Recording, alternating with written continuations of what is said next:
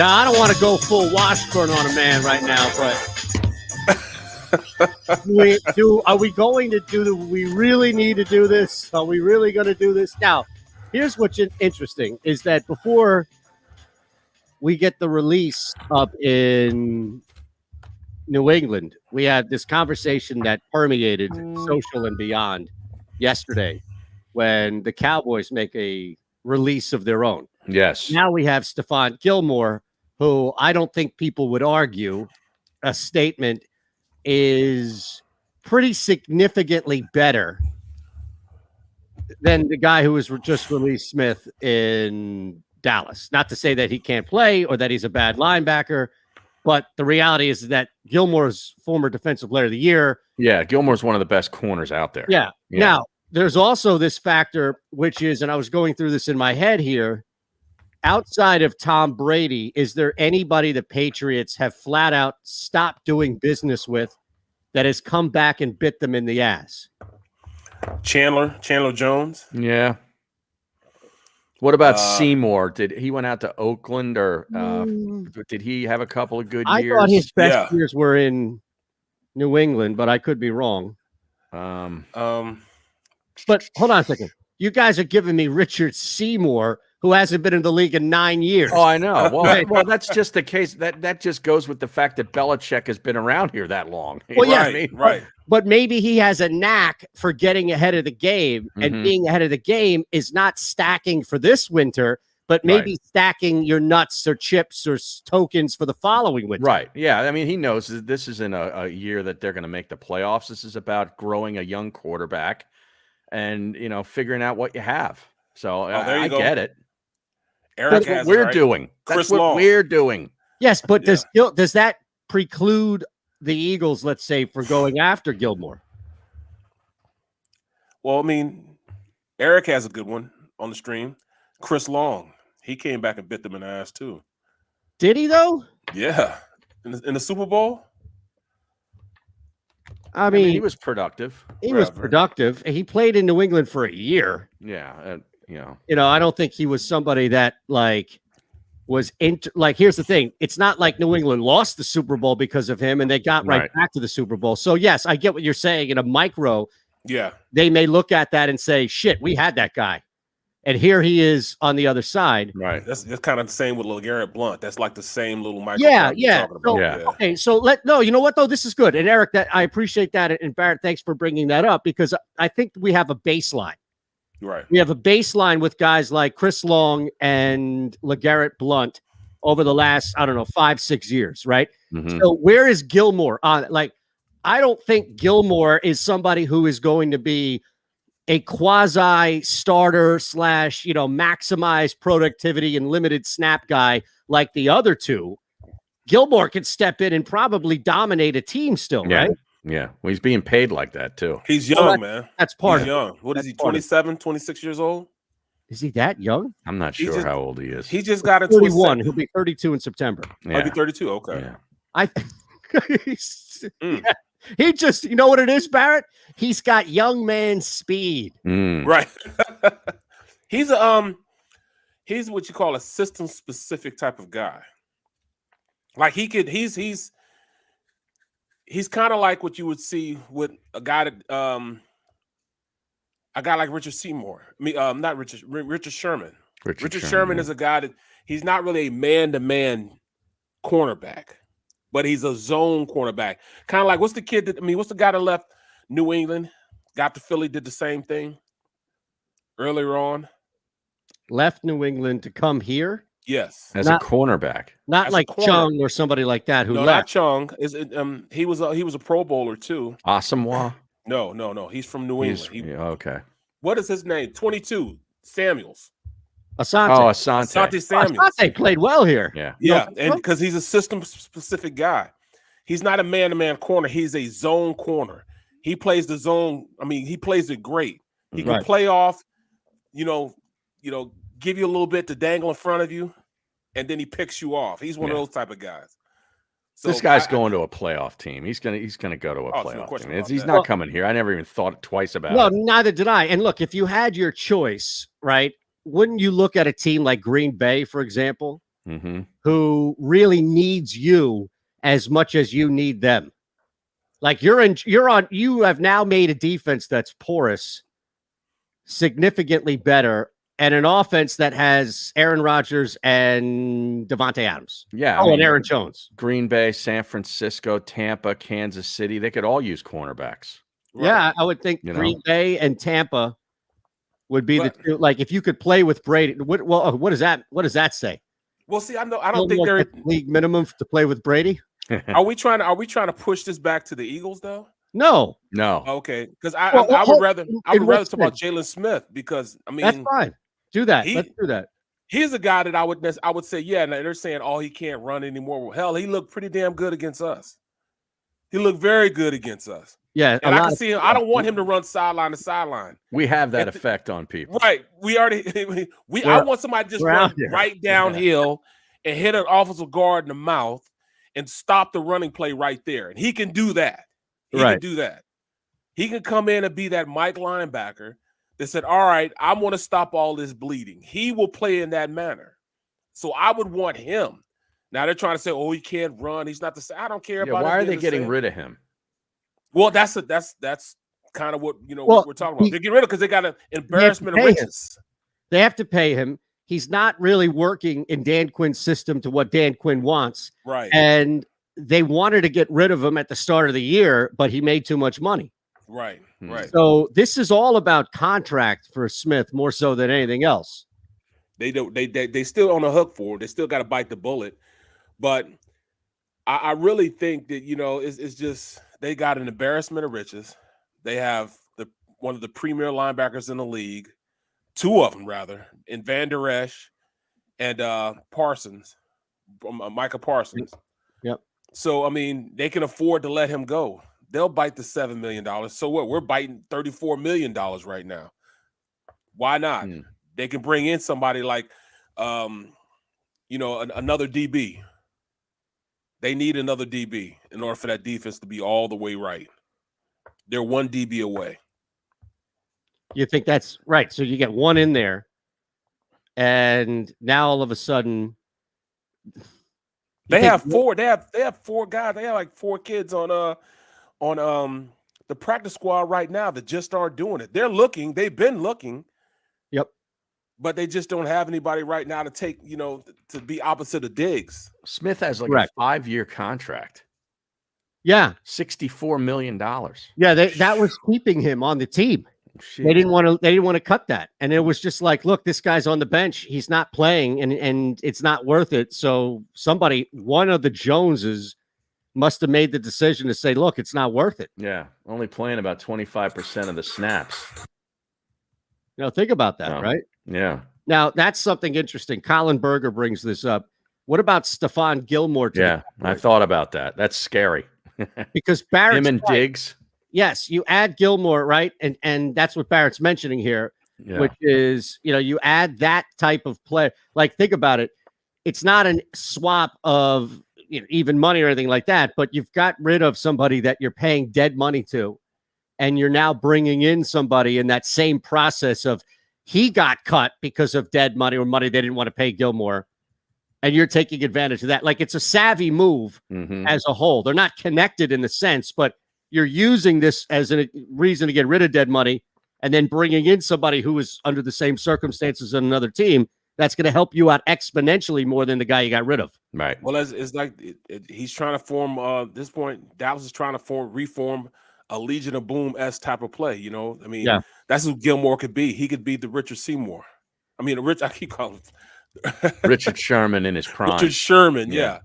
That's exactly who he would be. Not the Richard Sherman we saw on Sunday. Did we see him on Sunday? Because that didn't look like Richard Sherman to me. No. Yeah. No.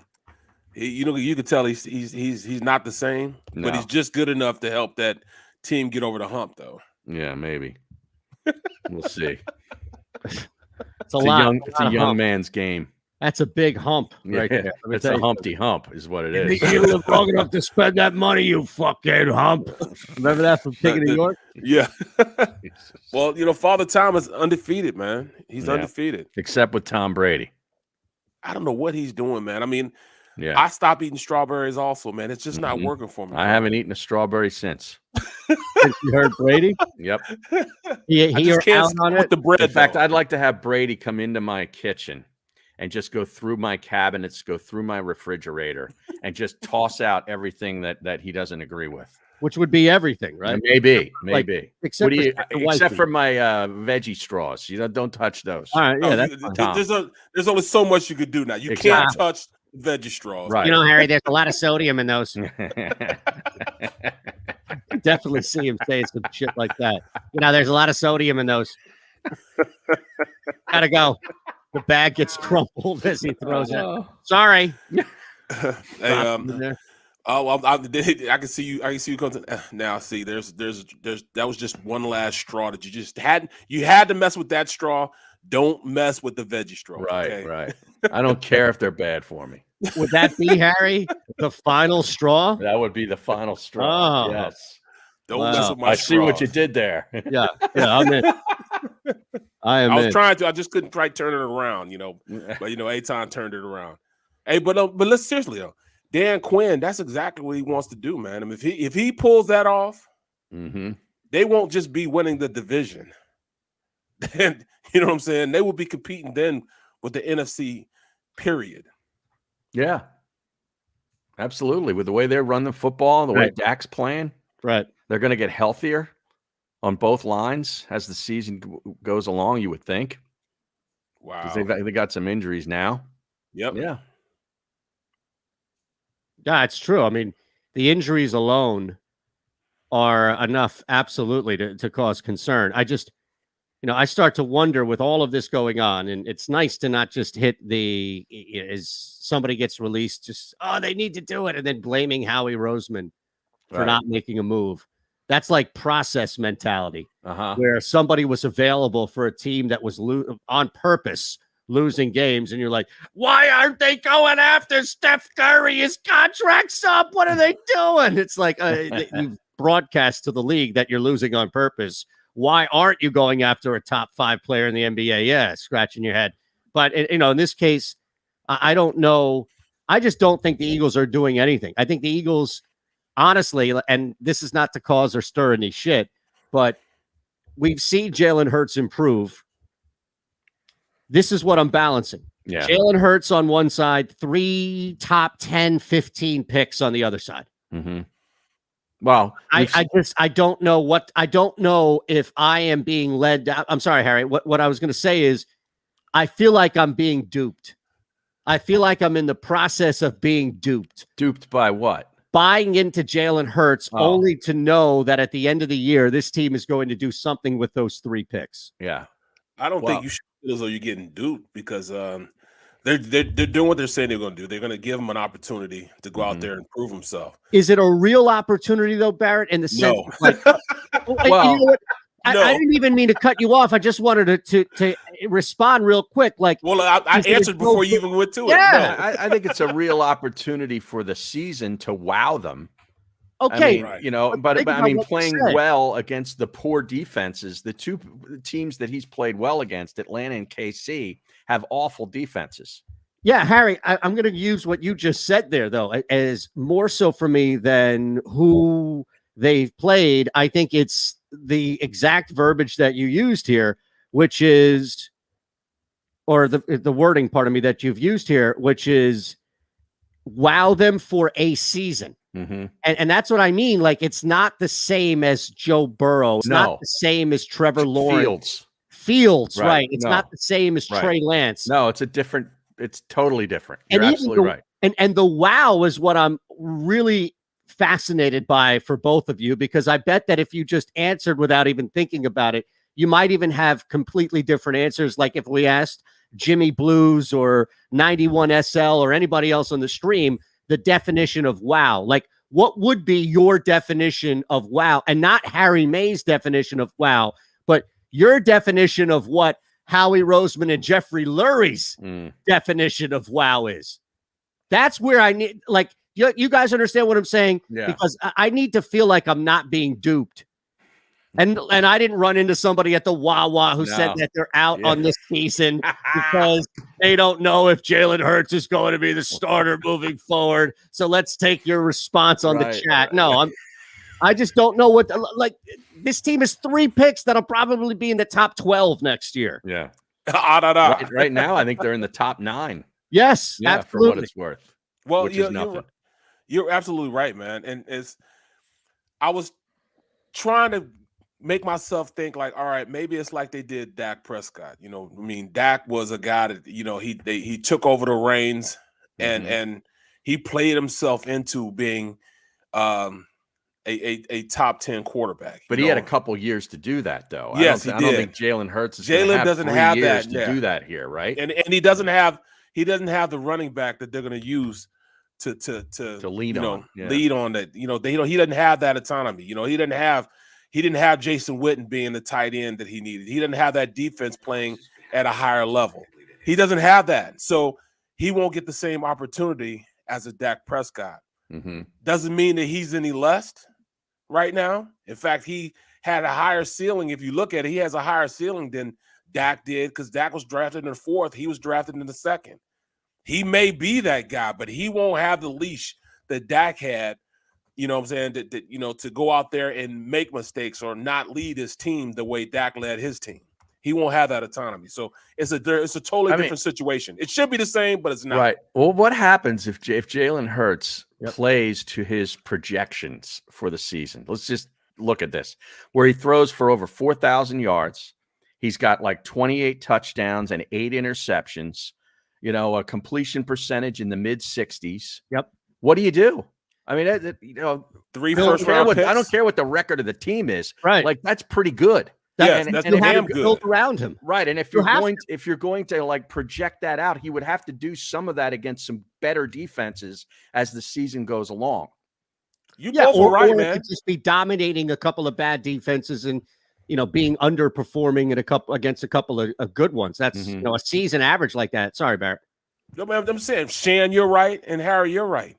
He can go out and throw for over 4,000 yards, 28 touchdowns, but you're still looking at 3 first-round picks that could possibly be in their hand, and that's almost like you know, it's too appetizing for an Eagles team to look at, like, oh my goodness, because they always go for the shiny toy. Yes. Right, look at these quarterbacks that are in this draft. Yeah. Look at them instead of going and getting another offensive lineman or another defensive tackle or a pass rusher. How about a linebacker? Yeah, whatever.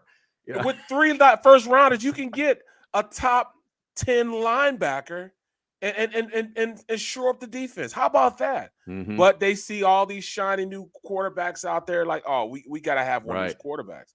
You know what I'm saying? We're the only team, you know, that has a quarterback that, you know, nobody else believes in. It doesn't matter what we believe in as an organization. Right.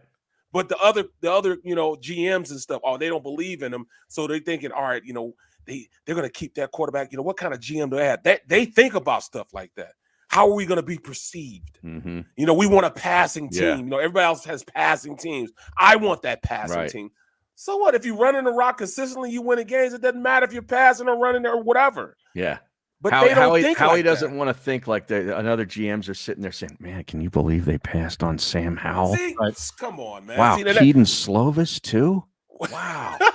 What are they thinking? What are they seeing him? Right. What are they thinking? That's right. I mean, come on. It's serious though. He was always trying to figure out what people were thinking. Robbie, can you come talk to me, Robbie? Come here a minute. What are you thinking? What are these guys thinking? Well, I mean, seriously. Now we're talking about a top 10. We at least will have 2 top 10 picks because Miami sucks and we suck. So we could still get one of those quarterbacks in the first round with one of the number 1 picks. But how about let's invest in the defense? Let's invest in the linebacker position. How about that? What, and then flip Jalen Hurts for a 3rd rounder? Yeah, exactly right. And then restart it with some guy that you've drafted in the 2nd or 3rd round. That you can say, look, we found this talent here. Right. Oh, my goodness. But think about that. That makes too much sense, though, Shan. Harry, it makes too much sense because they would think that way. Right. They would think that Just way. don't draft Carson Strong. We've had enough Carson. No. Okay. Carson Walsh? Yes. What happened to him? Remember, he got moved out because Wentz didn't want too many Carsons in the building. Well, hey, Carson's only strong, one man. Carson in the building, and that's me. Get this Walsh guy out of here. Who's That- Carson Walsh? He was a coach, wasn't he? Yeah, he was like the he wide was? receiver coordinator. And I Yeah. put a tweet out one day with fake quotes about how because Carson Walsh was gone, right? And I was like, the big factor why Carson Walsh is out is because Carson Wentz didn't want another Carson in the building. Too many Carsons in the building. Didn't say that. Like, who would believe it to the point where they would then have to challenge it? Unbelievable.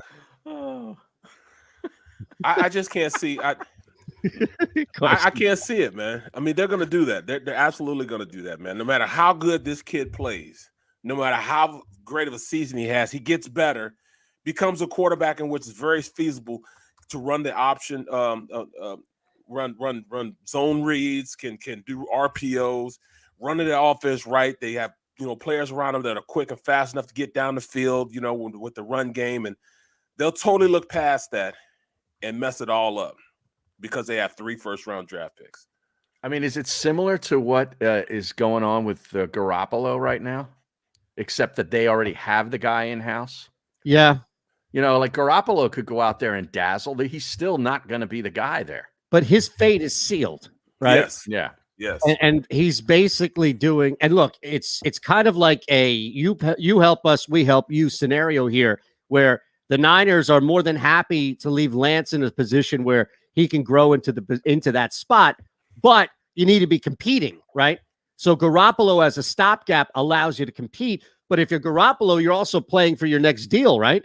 Which is why he's going to play his butt off, because he wants, he wants to go to a team and he's doing it the right way. Now the Sixers need to think, look at what they're doing and take a little page out of that book. Like, all right, they're allowing him to play up to his strengths. So now his worth is a lot more than what is, what people are thinking, right now. Right. We have nothing going on with the Sixers right now. Ben is still there. And now he's really pissed off. You didn't give him $8 million. So now he's definitely not coming back. I mean, this is just a cluster right now, man. Philadelphia sports, I don't understand it. I mean, I just don't understand it. I mean, what did we do wrong? I didn't realize that it was a problem. Yeah, it is, man. It is. Baseball sucks. Football sucks. Hey, I watched that baseball game from start to finish last night. Get out of here, did you? Oh, I was invested. I didn't see it. Wow. Oh yeah, Evaldi was dealing, and the first sign of trouble, and the baby manager comes out and gets him. What is wrong with baseball managers today? As soon as somebody gets on base, this guy has been mowing him down. They go out and get him. The joke. It really is. They can't wait to go to the bullpen. Well, that's the problem, man. Yeah. Emma Willis, he's picked 2 times more than he should have. That's 2 reps he should have. He should have thrown 2 pitches. Now it's all messed up. That's the problem these days, man. There's no feeling in baseball anymore. No. It used to be feeling. There's no feeling in it. There's no feeling. No gut feeling. That's why you don't watch. That's why you place a bet and then you watch King of Queens rerun. Yeah. Is that what you did? Jeopardy. I watched this Matt Amodio guy win like his 50th game in a row. He's at 1. What, a Jeopardy? Yeah, have you seen this? No, but I heard about it. Is he entertaining?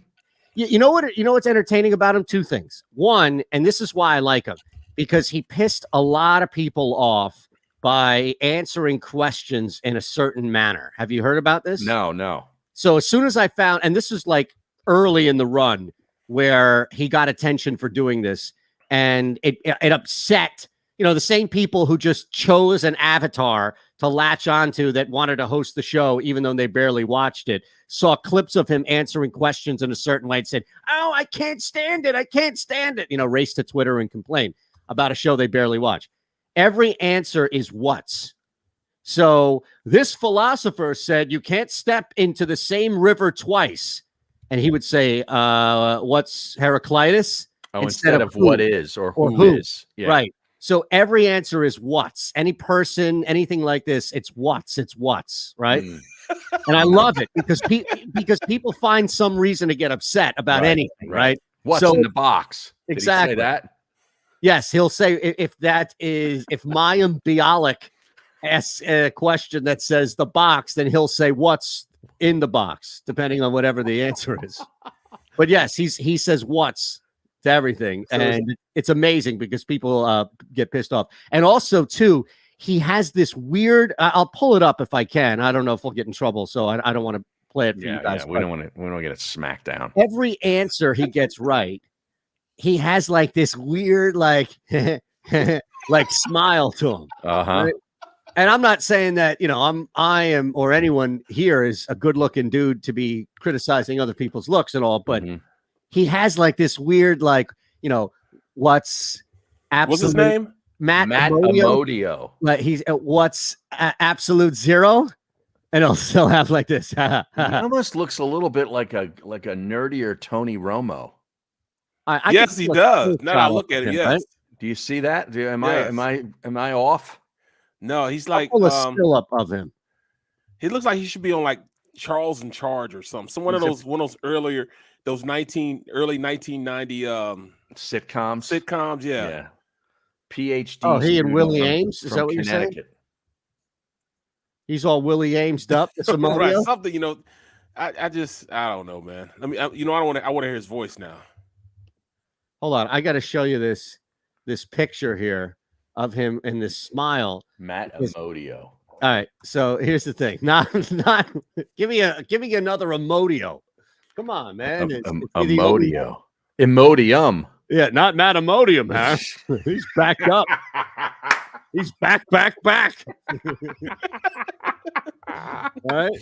Now look, this smile is how he answers every single question. Oh right? No. Oh, I'm out on Amodio. But I'm telling you, it's a balance because I love the fact that he pisses everybody off by answering what's and then a person's name. But yeah, he has this funny little. I tell you, he is mowing people down as well. It's not even close. He'll start out and he'll hit 1,000 on all the first round categories, right? So he won't even go in order. He'll just go 1,000, 1,000, 1,000. He jumps out to this lead. It's impressive. Well, he has a bachelor's degree from Ohio State, a master's degree from Wisconsin, and is pursuing a doctorate from Yale at this moment in time. I got to be honest. The person hosting is basically like is basically just like a robot. It's pretty amazing that somebody can be hosting a game show and not offer anything, literally, except yes. Well, who is it? Jennings? No, it's the woman from Malik. It's Blossom. Yeah, Blossom. Yeah. How does that work? She's not saying anything. Like Matt Amodio will say, what's John Stark? And she'll say, yes, from Game of Thrones. Blossom has had way too much run with that other sitcom. They need to put her away. Here's my question. How did Blossom get more run as opposed to the whoa guy? What happened to him? Who's the whoa guy? Remember him? No. Come on, Barrett. You don't remember the whoa guy from Blossom? I never watched Blossom. I saw the other show that she was in with the nerds. But I remember the guy, whoa, what? Come on, chat. The hell's that guy's name? Whoa. He made a living out of that. Really? Yeah. Wow. I don't know. Whoa. All right, we got a break. It's like that GIF of the kid. That meme, yeah. Whoa. Yeah. Whoa. God, man, I can't believe you guys don't remember that. Joey Lawrence. Shame on both of you. Oh, okay. Well, he was pretty popular. Yeah, see, Barrett? Come on, didn't he drop a rap album? Yeah, I see. He had a what? I thought so. Wasn't he featured on an NSYNC track rapping? Bro, whoa. Whoa. You guys got me doing too much research now, man. I'm all in this research trying to figure out what the hell is going on. Did you see Nikki Blackburn on the stream? No. You were talking about the what's guy. He'd always say what's. He'd go, what's a finger in the butt? Who is Urban Meyer? No, he would say, what's Urban Meyer? What's? Well, the question. What's Urban Meyer? Come on, man. I can't believe you don't remember that song from Barrington Levy that Joey Lawrence was in. Oh. Barrington Levy. Come on, man. Famous reggae artist. Oh, I never heard of him. Jeez. Oh. I've had enough of Mayim Balak, though. Well, good. All right, we got to take a quick one here. Make sure you have already hit that thumbs up. Look at it. We don't even charge for this. We just ask that you hit the thumbs up button and subscribe. It's the middle. We're back in 3.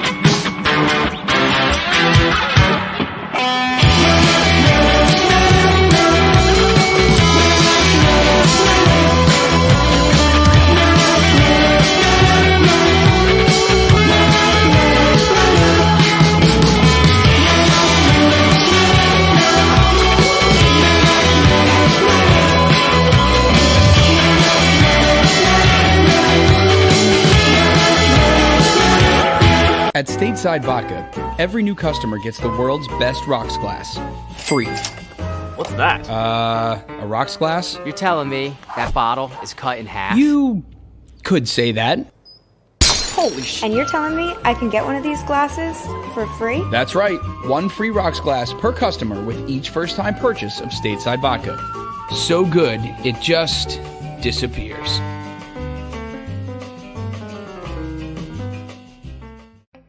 As a hard-working American, you've never experienced how tough life can be until now. A catastrophic injury while working on the job. A personal injury from someone else's negligence. Turned away by other law firms in the region who didn't bother to learn your story. It's time to meet the Fritz & Bianculli Law Firm and managing partner Brian Fritz. Badly injured? Call the Fritz & Bianculli Law Firm. Find out why they say, "We got this."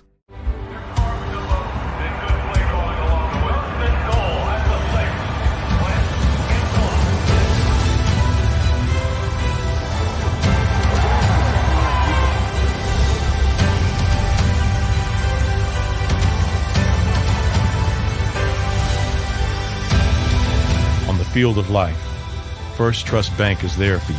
Champions on 3. 1, 2, 3. Because Philadelphia dreams deserve a Philadelphia bank. Go for the midnight dares. Go for the game. Go for the hits. Go for the fans. Go for the win.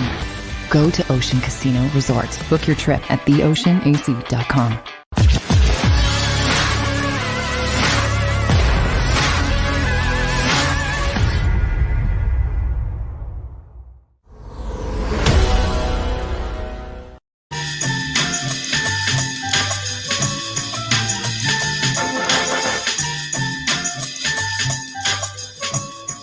Well, I was just seeing if there was any news or information. It's a Wednesday, so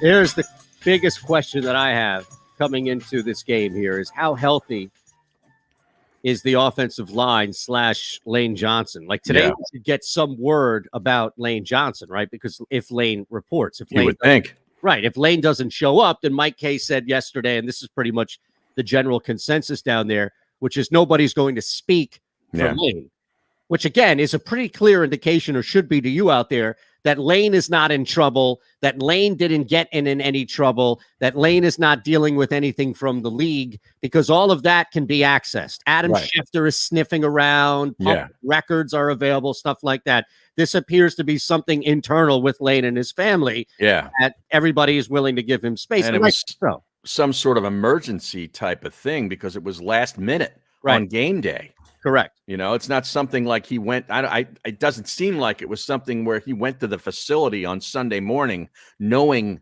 what was going on and then decided to just bolt. I think it sounds like something just sort of came up.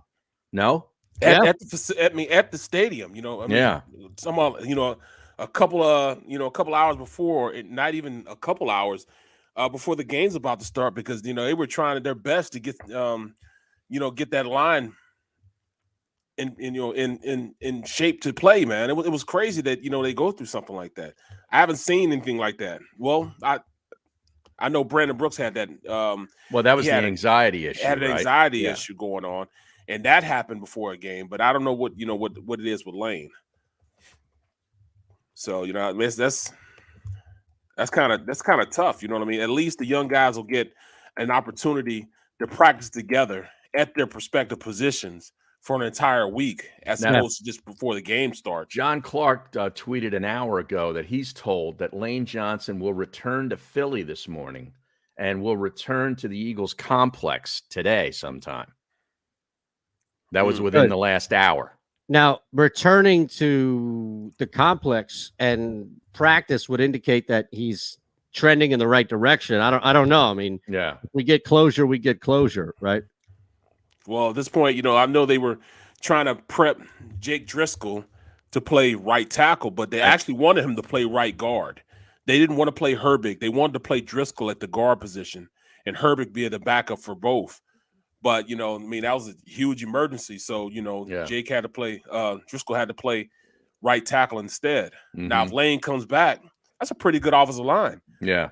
With, Driscoll at right guard, Lane back at right tackle. Then Dillard's been playing very well. I can't really say anything bad with the exception of penalties, but those are penalties that, I can look past because it's within the scheme work of what they're trying to do that he got the penalties. It's not like he's just, being blatant and stupid about it. He's just blocking what he's supposed to block. And people need to understand that. Those penalties are not his fault. He's blocking what he's supposed to block. When they run RPOs, the offensive line are running run play. They're running the run play aspect of it. It's between the quarterback, the receiver, and the running back to take care of everything else. But they are blocking the run play that's called. So if they have a power to the left, they're going to run like power. They're not going to, worry about the pass aspect of it. They're running it like that. Or if they're running zone right, they're going to run the play just like zone right, like it's a run play. Right. And that's why they get caught going down the field because they're blocking the run. They're not worried about the pass. They're hoping that the ball is out the quarterback's hands before they get a yard and a half downfield. Dallas didn't run RPOs last week when they put up 245 yards rushing on Carolina. Real quick, though, to update the situation here, Sirianni just said, and this is from Brandon Lee Gouton, that Lane Johnson actually isn't at the NovaCare. He's not. No, Sirianni wouldn't say if Johnson will definitely play against the Panthers either. And I see that we have Herbig's Heroes. Oh, man. Up in this place. That's a new streamer. Well, Herbig, are we doing what the Phillies did years and years ago? Like we're starting little fan bases? Remember about Sal's Pals, man. We had you should ask your boy Schwartzman about that. We had Fasano in there a couple of times. Oh, yeah? Up in Trenton? Yeah. And on top of we had the guys from Sal's Pals in the studio as well. That's a radio segment right there. Wow, that's amazing. Yeah. Now, what would what would it be for Barrett? What would Barrett's crew be up in the stands? Barrett's bunch? That's too easy, though, right? That's Brooks's Crooks. Yeah, Brooks's Crooks. But he's not a bad guy. Like, he's not if Barrett led the league in holding or something like that, then maybe or personal fouls or something like that, then maybe you could associate that. Baritones. Yes. And they all have what's the musical symbol for a baritone, right? Like a baritone is it whatever the hell it is. Baritone saxophone. It's an alto saxophone, right? So maybe they all have sax, right? Those inflatable saxes that you can get in for kids. Yeah, I figured that Herbig's Heroes, not a new streamer, just you changed it up for us. But he changes up a lot. You've got 50, I don't know, Barrett, maybe this is taking you back to your days in Pittsburgh, right? You got 50 attractive women in nice white T-shirts out there in the upper deck of Three Rivers at the time. With a blow-up saxophone. Right? Like doing their dances. They do dance like the mummer, like a synchronized dance like the mummers. Hey, a quick question, guys. I do like, look, J-Rock 360. Yeah. Barrett's Beaches. Yeah, right. Not the other, but Barrett's biatches. Brooks's biatches. That's going to get canceled here. Well, I'm trying to think of something that's going to have legs. Oh, not something that's going to die on the operating table here. Okay. Let me ask you guys this: what are those guys that dress up like those mummers for the Temple games? Who are they and what are they? That's the Temple Temperers, is what they call themselves. They're three. See, guys. I didn't have a clue what they were, and I didn't see anything on there. Yeah, they've been out there since I want to say the beginning of the Matt Rule era. Oh, okay. Yeah, all right. The Temple Temperers. What does that mean? What is? I have no idea. They're tempering expectations each and every week, right? Not the Knights Templars. Probably. No. It's probably something other than that. Here's the thing, though. I will say that I'm a little concerned about Cincinnati. I don't think they're going to beat Temple by 30 points. Do you? What is it, up to 30 now? Because it was 29 and a half or whatever yesterday. Down to 29. Yeah. That's a lot of points. That's after such a big win, after an emotional win at Notre Dame, to come back and now play Temple in somewhat of a short week. Yeah, that's a lot. But you know, I didn't understand why it was such a big win when they were, they were ranked ahead of them. Because it's Notre Dame and it's on the road. Yeah, I mean, it was enough of a validating win. Right. It's more of a validation, I think, of where they were in the rankings, and that everybody's been talking about them as possible group of 5 team that could get in the playoff since before the season began. And now you got Notre Dame on the schedule. And granted, Notre Dame is not great, but it's still a big validation, I think, if you're Cincinnati, like, hey, man, we're here. We're legit. Now we got to win our conference and run the table, and we should be in. Well, you know what? They're actually – this is like a 3-year vendetta for them. They've been great. They've been really good for the past 5 years. But the last 3 years, they've been up there. I mean, I'm only like 1 or 2 losses. Cincinnati, man. One loss to get them, though. That's the thing, right? Right. They can't afford to be, unless they lose to Alabama or some team that they have to actively, Georgia, that they have to actively schedule. They can't afford, or they haven't been able to afford that one loss. Now, I guess you can start to look at this whole thing right now, though. And I mean, look, Notre Dame was also the 9th ranked team in the country when they beat them. So I think that this is as solidifying of a win. Does Oklahoma have that type of win? No, not yet. No, not yet. Correct. No. Correct. I mean, they beat nobody ranked at the time. Right. Tulane, Kansas State, Oklahoma State. They play Texas this week. Nebraska. Yeah, they play Texas this week. Was it Red River Shootout? It's not called that anymore. The shootout. No, we can't say shootout. It's now showdown. They call it a shootout. Now it's a showdown because none of the guys could say Red River rivalry without screwing it up. Is that right? That's what it used to be. It's not even like a PC thing, Harry. It's just a matter of like saving your broadcaster. I think so. Like ever since like the great guys like Keith Jackson and Von Lundquist and stuff are gone by. These new guys at ESPN can't say Red River rivalry without sounding like Elmer Fudd. Red River. See, that is tough. Yeah, it is tough. I mean, they got Baylor, Oklahoma does Baylor, Iowa State, Oklahoma State at the end of their schedule.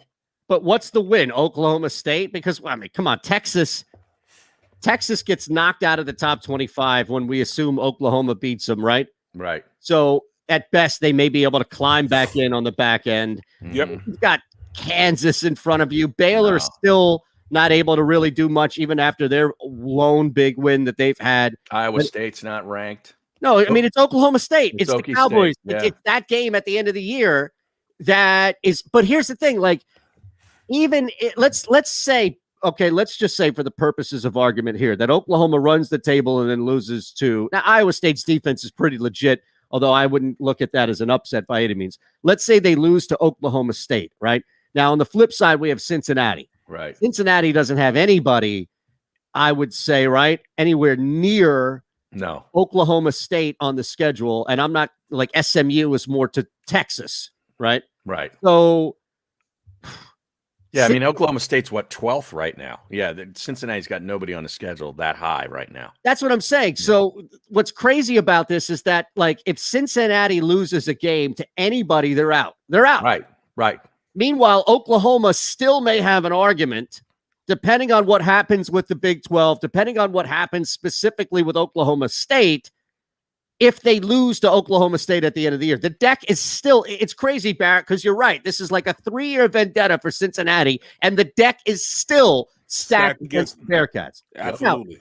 Now, some of that may be in retro. Like, what happens if they lost to Notre Dame, yet they beat everybody else on their schedule, and Oklahoma loses to Oklahoma State at the end of the year? What happens then? Oklahoma would get the nod. Yep. Because they have more Power 5. They have Power 5 wins as opposed to Group of 5 wins. So the message for Cincinnati is to get out. See, this is the thing. Like, we always talk about these individual schools and all the ridiculous money and everything that gets changed hands and all this as far as who you're playing in these shitty conferences, but the reality is that the NCAA or the people at the AP, whoever's doing the rankings and deciding on the college football, all of that, they're basically begging Cincinnati to leave the American. Mm-hmm. Well, that's what's going on. That's why they're trying to get into the Big. They are the Big into 12. Yeah. You know, I think the. And then there's no more of this. Yep.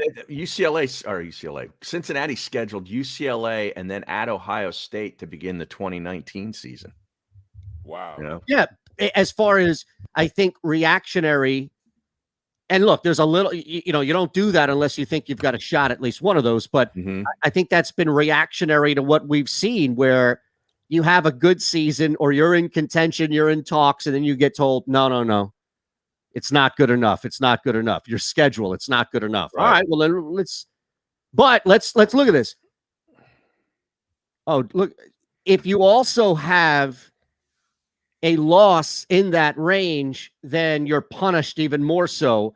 Whereas, like, if you're scheduling Ohio State to start the season and you lose that game because that's 2019 Ohio State, then you shouldn't be penalized like if you lose to Tulane or Tulsa later in the year. You know, another school, because it's not how it used to be, where the margin of victory was factored in. But you got a team like Coastal Carolina and Cincinnati. They have to win in convincing fashion, or else they'll drop down the rankings. So Coastal Carolina, they're trying to crush everybody. They're trying to beat everybody to sleep just so they can get a little recognition for what they're doing.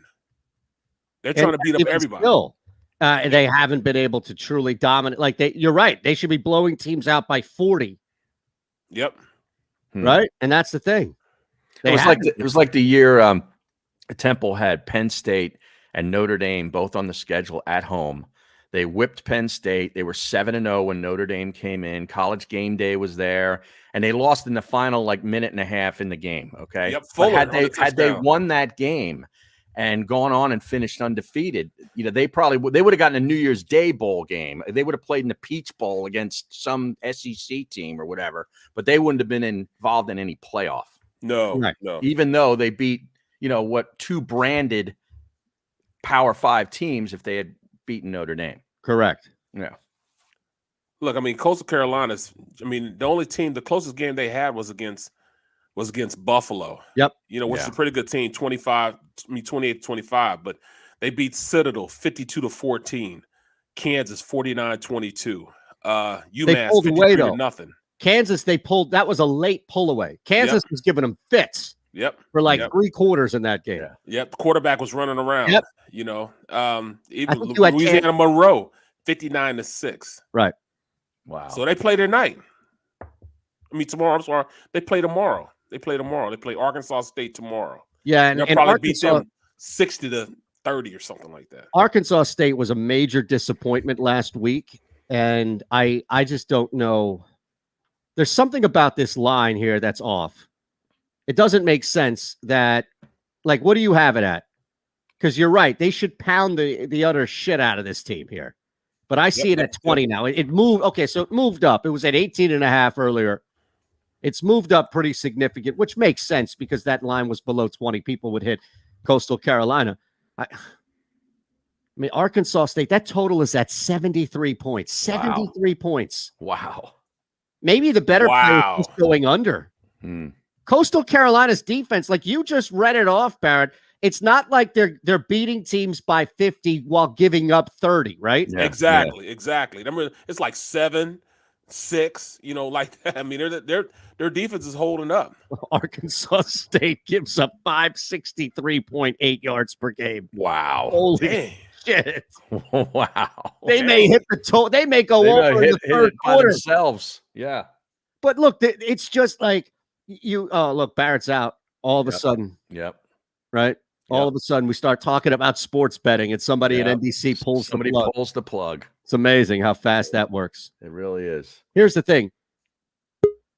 I just don't know. Arkansas State is 1-4. Yeah. And they're putting up a lot of yards in the air. They throw a ton. Right. But Coastal Carolina doesn't allow anybody to do anything. 130.8 yards allowed in the air per game. Hold on, Barrett. We all see you. What happened? You I don't know. I honestly, Michelle Murray lurking. She still has that kill button that was negotiated in your contract initially with JAKIB Media, where if you say anything that goes against the principles of NBC Sports or NBC Sports Philadelphia, she can hit that button and bounce you. Just because, I don't think NBC realized they had to ask her to turn that in on her way out. So we start talking about betting college football, and it's like, whoop, there you go. It's terrible. Now, I don't want to offend anybody, but I got to take a swig. Uh-oh. I got stuff to do today. Turn her eyes. It's either that or I break out the highball. It's not. What is it? A highball day? What day was it? A highball day? Do you remember? That was Friday? last week. The Jim Beam highball Thursday. It was Thursday. It was Thursday. Yeah. Because remember that we were gonna watch. You started early with the game. The Thursday night games. Well, that's what we'll do now. Let's see. Maybe we can get that sponsored. All right. Right. It's the highball Thursday, and I'll just crack open. I'll have a couple of highballs ready to go, and I'll just start cracking them open. Yeah, I got to get those this weekend. Oh, brother, I'm telling you, man, they're life-changing. Absolutely. It's the wife's 50th birthday weekend. Now, what do you do for that? Wait, hold on a second. Your wife is on the 12th? No. It would be Friday the 8th. Okay, so my wife is the following weekend. Okay, but she's not turning 50. No, I'm not turning 50. Right. So I've got like 13 years on her. Right. Or 8 years on her. So what are you doing? What's like? I know she's a big golfer now. It's gonna be like a 4-day event. It's like Lollapalooza. It's unbelievable. What do you have the way, Harry? It never ends. What do you have the way? What are you going out? He's involved. We're going out to dinner, some dinners, playing some golf. But I did have a situation yesterday that I wanted to discuss at some point during the show. It doesn't involve this weekend. It involves something I was going to do in about 2 weeks, going to a concert. Okay. What concert? It was my neighbor, the Hooters. Oh, yeah. The band, the Hooters, are playing at the Keswick in Glenside. That's where our friend Jeremy Piven. Correct.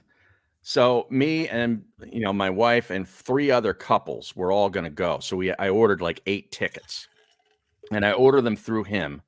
And so he sets me up with the ticket order. I go to call the Keswick to pay for mine with the credit card, and they tell me that you have to provide proof of vaccination, which is not an issue for anybody, but then you also have to wear a mask. And I'm like, what? I got to go to a concert for 2.5 hours and wear a mask? I'm out. So we all pulled the orders. All of us. We just pulled all 8 tickets. Done. Did put you them back in? I put them back in the pool. Not going. Did you get a refund? Well, we didn't pay for them yet. They were just reserved. We didn't have to put up any money to reserve them because I go through the band. Well, now what do you? What's tough. What are you gonna say? What, Dave? Yeah. No, he's fine with it. He understands. He said it's beyond his control. He doesn't understand why they're doing that, but it sucks. Well, I'm gonna tell you the truth, man. It's tough, because I've been doing all this flying around and having a mask on anywhere inside the airport and on the plane. You got to have your mask on. Oh, I know. I understand on the plane. I get that. But I'm going to a concert. I'm going to be drinking, singing, eating, all that kind of stuff. I'm hanging out with people, interacting. I'm not wearing a freaking mask. Well, see, that's what I'm saying. But on a plane, it sucks. Even it sucks being on a plane and doing it.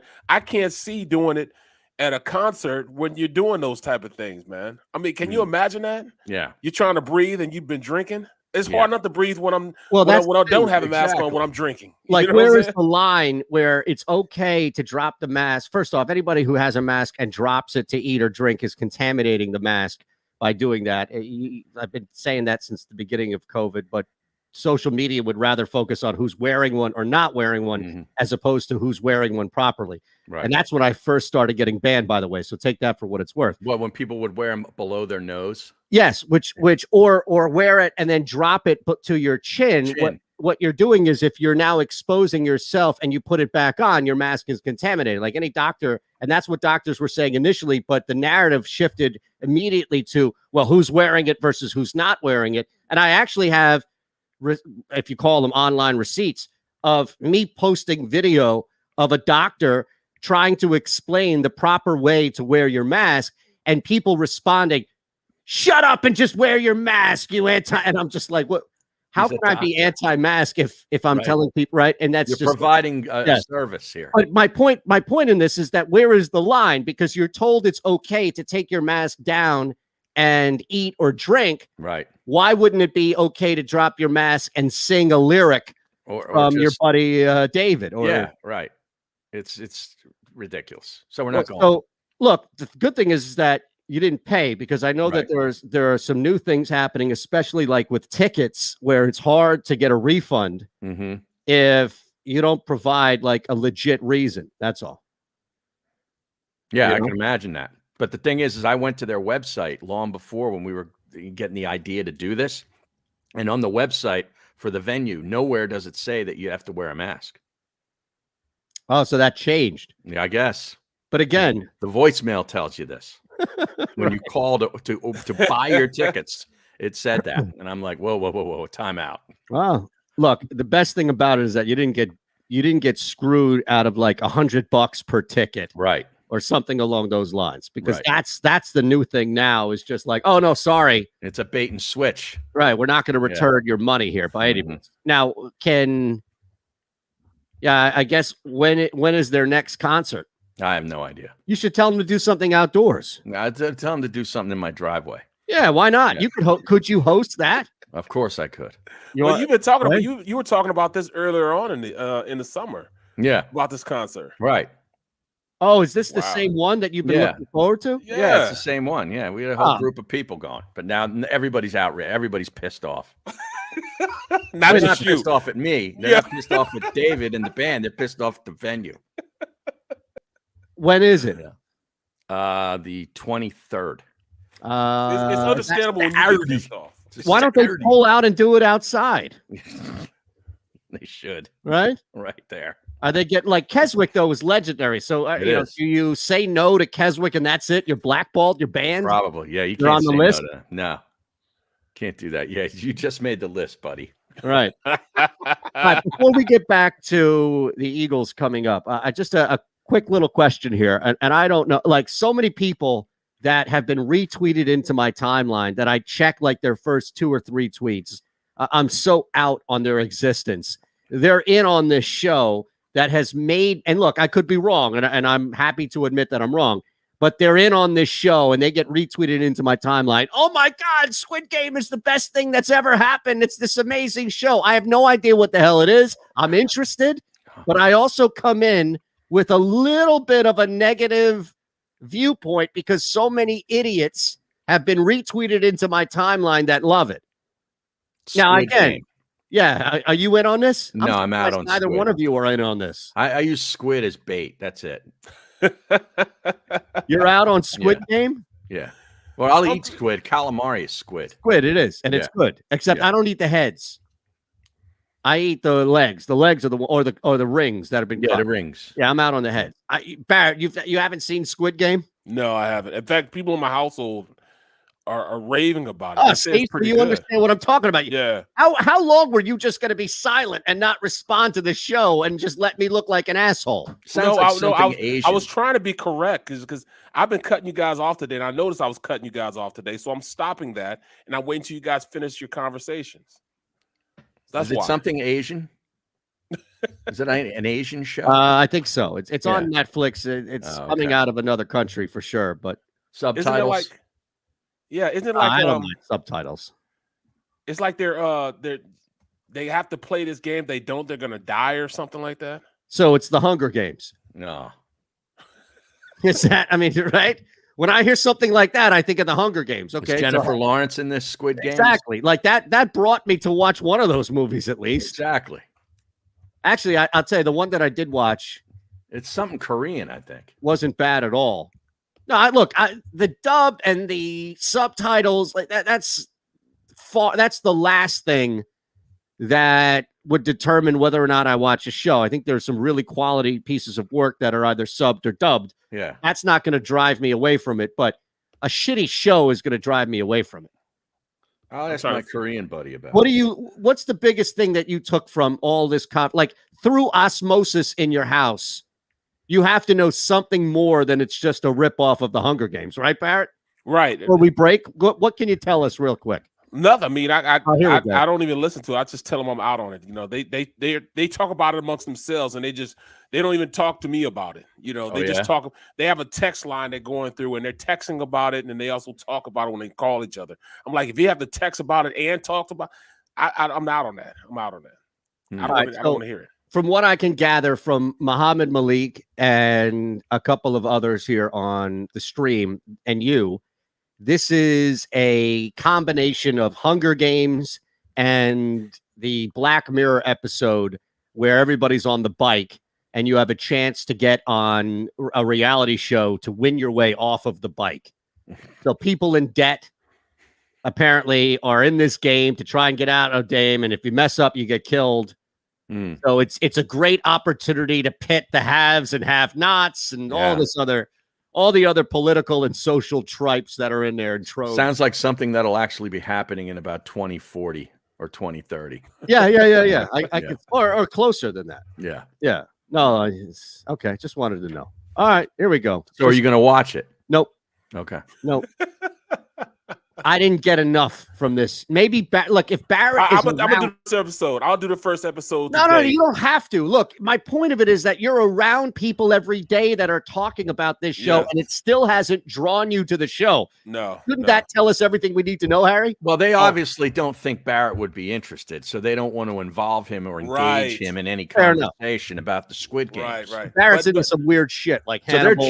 They're judging Barrett right there. They just think Barrett would not be open-minded enough to be interested in this. Harry, you're right on that, man, and I'm pissed off now because you brought that to my attention. Well, hey, I am watching the Wu-Tang Clan series. All right, well, we'll hear more about that coming up. We'll find out what's going on with Lane Johnson and some other things with this Eagles game. We're back in 3. It's the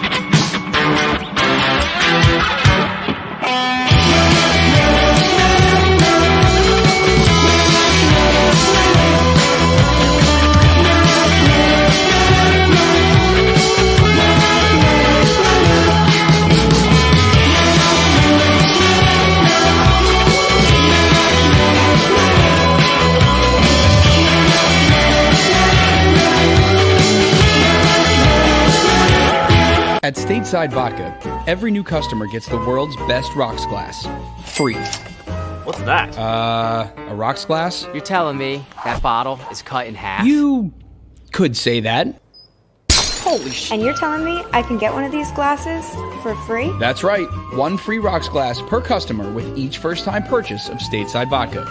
So good, it just disappears.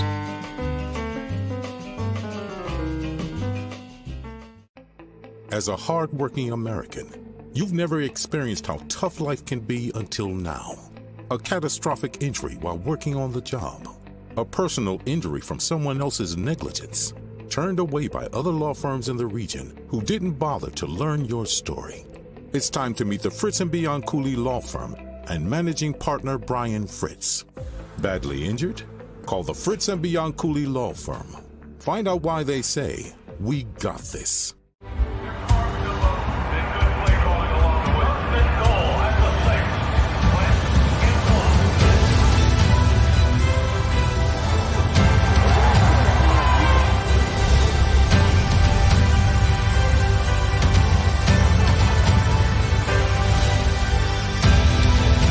Field of life, First Trust Bank is there for you. 7 on 3. 1, 2, 3. Because Philadelphia dreams deserve a Philadelphia bank. Go for the midnight dares. Go for the game. Go for the hits. Go for the fans. Go for the win. Go to Ocean Casino Resort. Book your trip at theoceanac.com.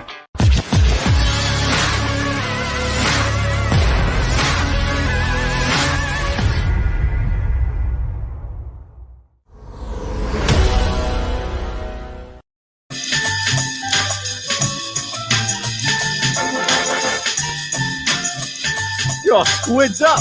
What's up, man? You a squidsman, Bo?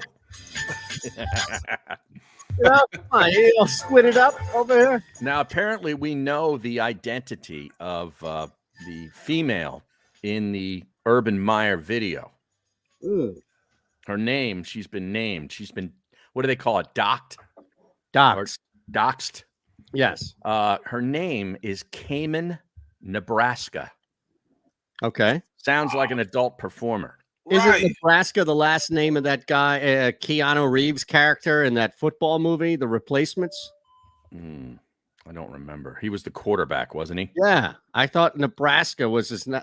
Come on. Was it Johnny Utah? It was Johnny Utah. Yeah, was it Johnny Utah? Well, that was in Point Break. No, that's Point Break. Yeah. What are you talking about here? Barrett's like, oh yeah, it's Johnny Utah. No, Utah, give me 2. Hold on a second. What the hell is the name of that movie? The Replacements? The Replacements, yeah. All right, so go ahead. Her name is Cayman, as in Cayman Islands, Nebraska. And she was a student at the University, Ohio State University. Okay. And they're saying now, some are Shane saying Falco. Sorry. Shane Falco. Sorry. Falco. Wasn't there a singer named Falco that had some awful song in the 80s or 90s? I know Edie Falco. Not Edie Falco. And I worked with a guy at Sirius XM named Nick Falco.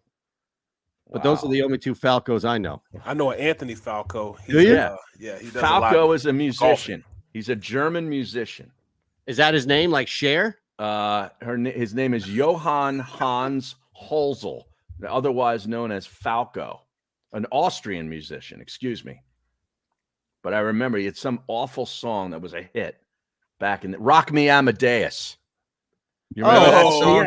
Yeah. That was Derek Commissar. Derek Commissar, too. Yeah. I remember that. This guy was a star. Rock me. Jaw. Yeah. What year was that? Oh my God. Do you remember what year that was? No. I'm trying to forget that. Wow. That was amazing. I remember the video for that. Don't you? He's no longer living. No, I'm he died telling of you. severe injuries. From what? An accident? Received in 1998, 13 days before his 41st birthday, when his Mitsubishi collided with a bus. So he literally got run over by a bus. Wow. Falco. That's amazing. It just keeps coming, man. I know. It's just not. It's nonstop. It's just nonstop. Anyway, we got diverted. All right. Rock me Amadeus. Yeah, back in that. Cayman, Nebraska. And apparently right, exactly. Like, da. Okay. But some are saying that he knew her beforehand. Like this was not just a happenstance meeting. Yeah, I would imagine that. It's getting deeper. Well, yeah. What was the initial belief that this was just a random encounter? Well, I mean, it's what he told us. You know, he was just hanging out with his grandkids and his family, and so we were just people wanted to say, "Hey, coach, come on over and get a picture, man." And he's just posing for pictures. Meanwhile, he's standing there with this girl between his legs, and he's got his hands down in there. Yeah, and now he might know of her beforehand. So maybe there's a previous encounter. No, I think so. I think there definitely is. This guy. I just thought it was assumed. He's to be a honest. beauty. And the only thing we had working against that assumption was Urban himself. So I felt even better about assuming it. Right? Like, what are we going to believe, him or just general belief? Yeah, that's the gift that just keeps on giving right now. 91 LSXers points out. Now, I don't know if this is true, but he said Urban used to cheat with a chick named Bustin, Idaho.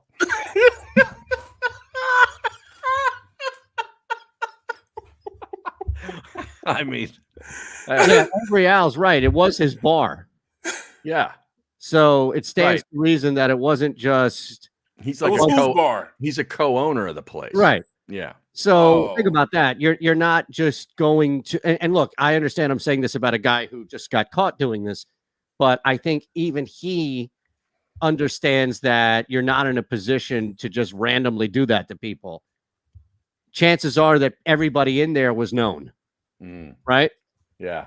Chances are that I would think there are better chances out there, better shot at least, that everybody in that bar knew who he was from a standpoint of already had been introduced.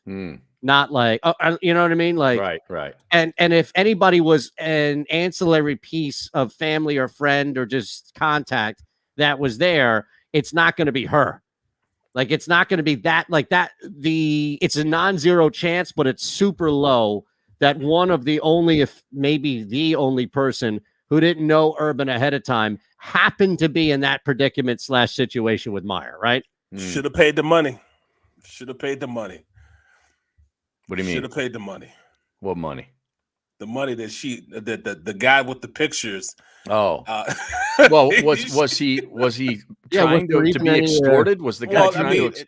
Whenever you get stuff like that, there is money trying to get money for to keep from being extorted, man. That's exactly what happened. He should have paid the money, and he'd have been free and clear of this. But instead, he said, "Oh, I'm going against public opinion, and I don't." You know what he should have done? He should have gone the hell home with his team. That's what he should have done.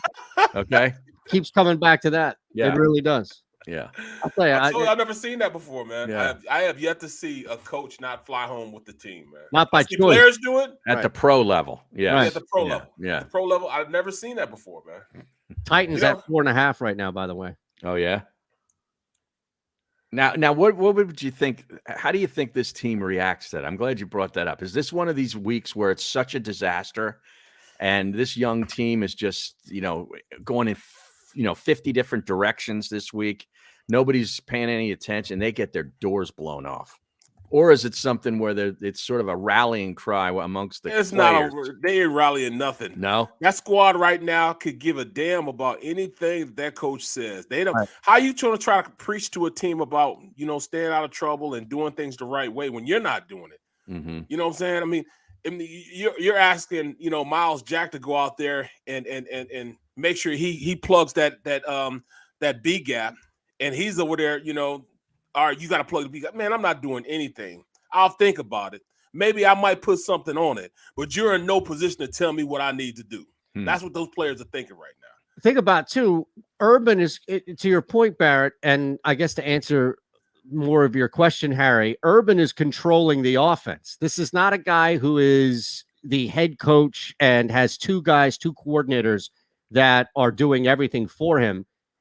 I don't know what Urban Meyer does from an appeasement standpoint, like run James Robinson 50 times because to make guys happy that he was neglecting him for the first 2 weeks. Like there isn't much. I think this offense can, even Trevor Lawrence, who's looked better. Mm-hmm. I just think they're so limited.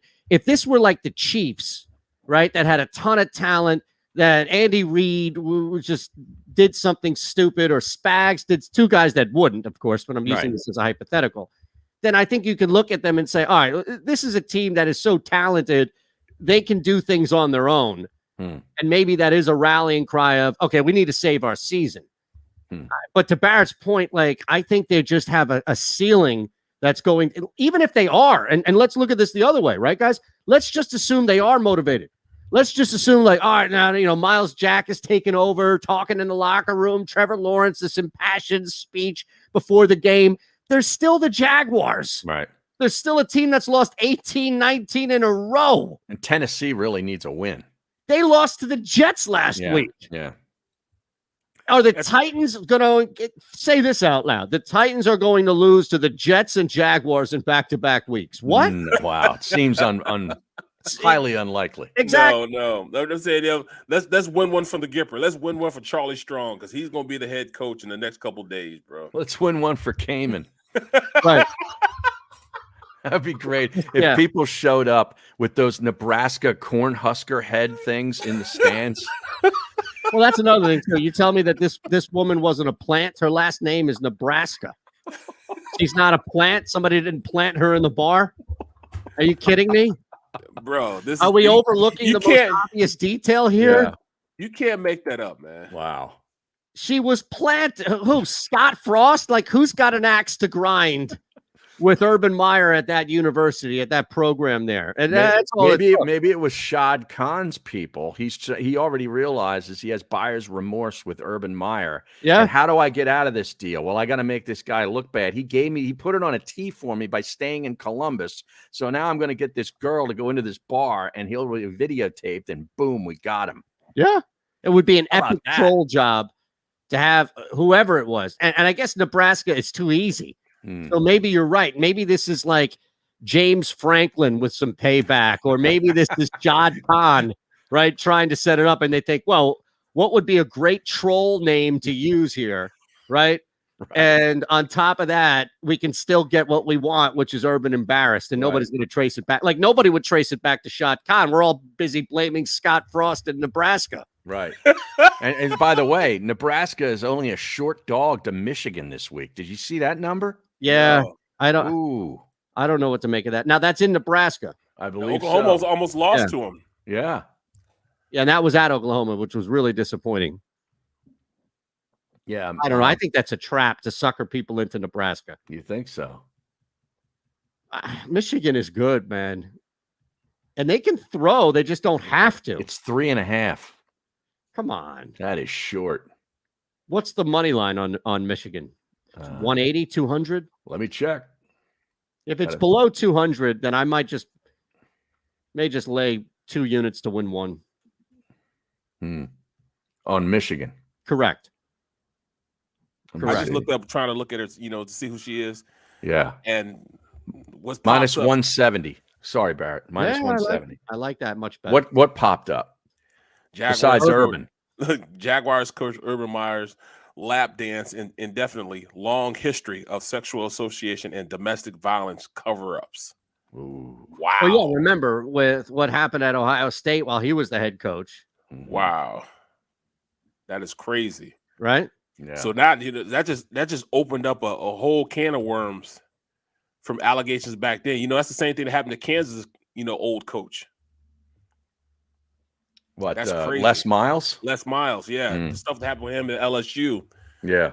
And it all caught back up with him, and he had to resign from there. Came in Nebraska. More hot pics of girl who had Urban Meyer's fingers in her. I'm telling you. Yeah. This is the plant. Yeah. You just watch. This is like when somebody runs on the field topless, and then like 2 weeks later, we find out that Bovada or GoDaddy or whoever sponsored it. Right.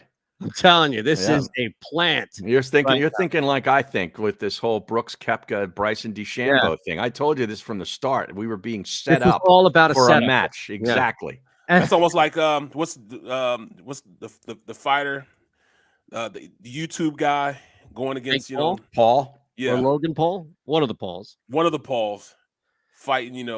And just barely getting beat up. And I mean, this is all planned out and everything, bro. It's exactly what it is. Everything, all this stuff is planned out.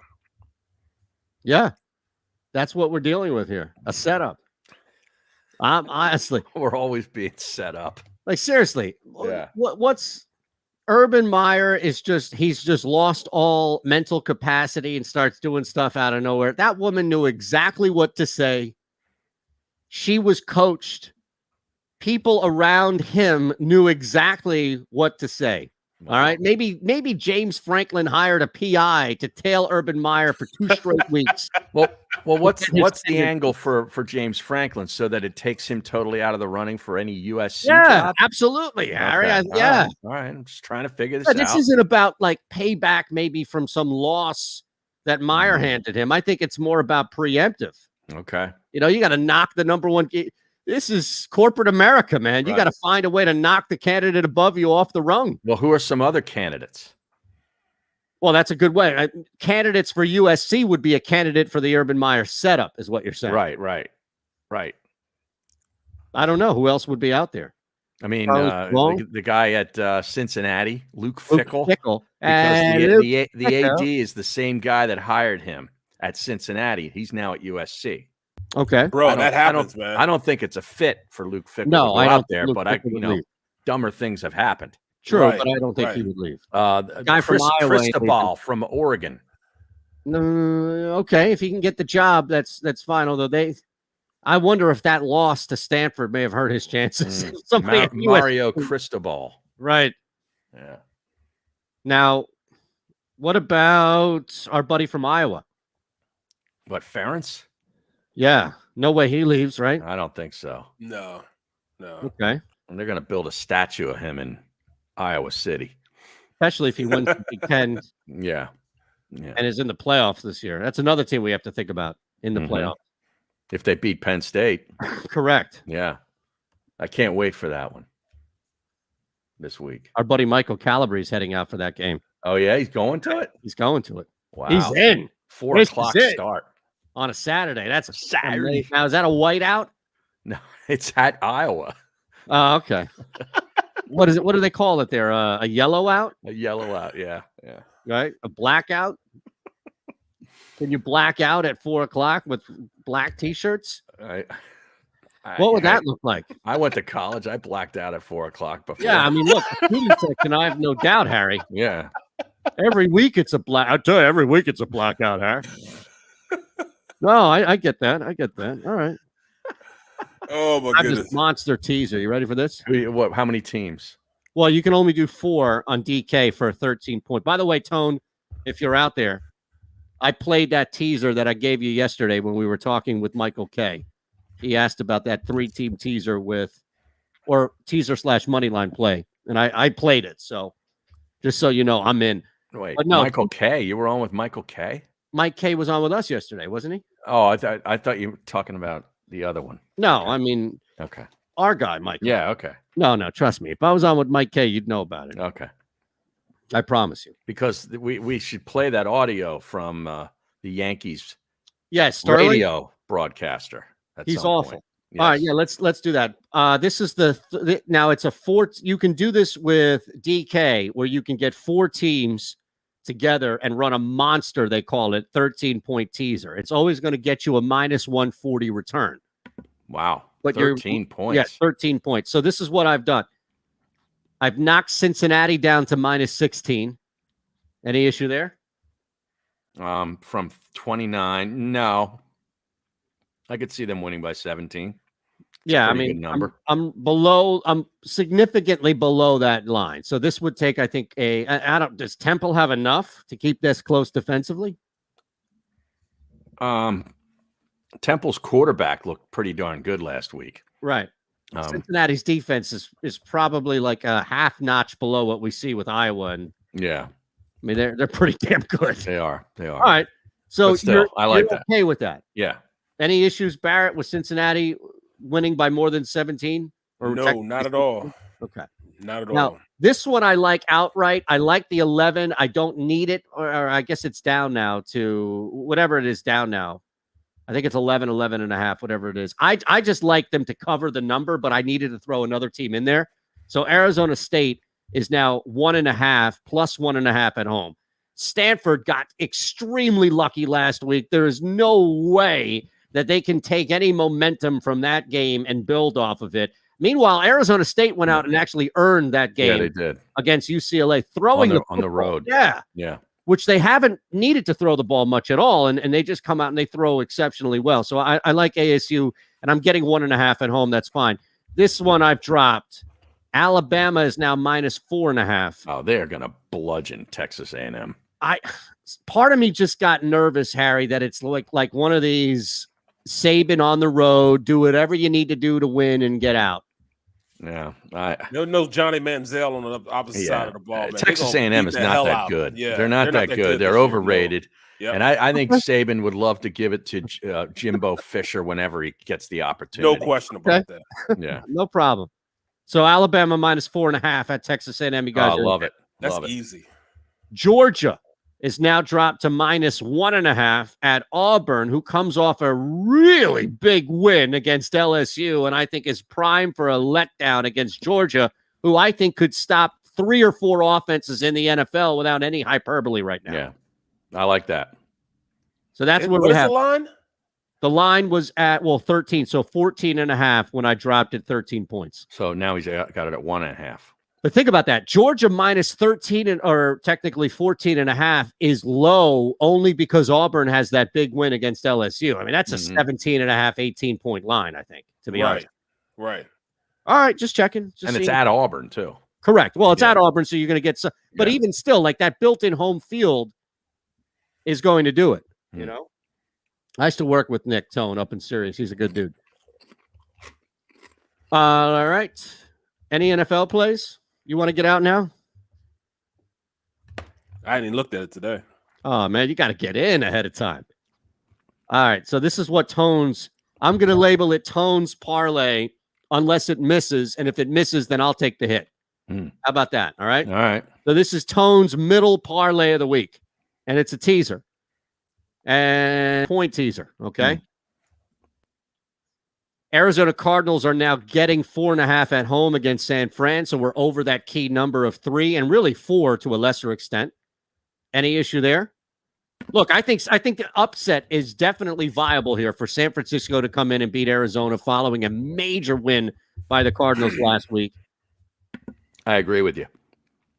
I wouldn't bet it, but they're vulnerable. Yes, they're vulnerable. Yeah. Yep. I don't know because look, if you like Arizona to win the game, then it's even better for me, Barrett. I do like Arizona. You like Arizona to cover the 5.5? Easy. Yeah, it's an interesting. It's a weird number, isn't it?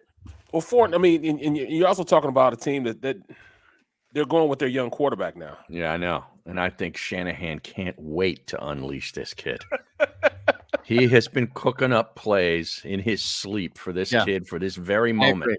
It's a divisional game. I want to be covered with an upset. I want to be covered by a field goal, and in this case, I'm covered by that weird swing of down 3, then get a touchdown and win by 4, and I'm covered there. All right, this is the look at me, I'm Shanahan game. Yeah, I love that. I've been waiting to unveil these plays. I just never had the quarterback that was able to run them. No, I got him. That's great.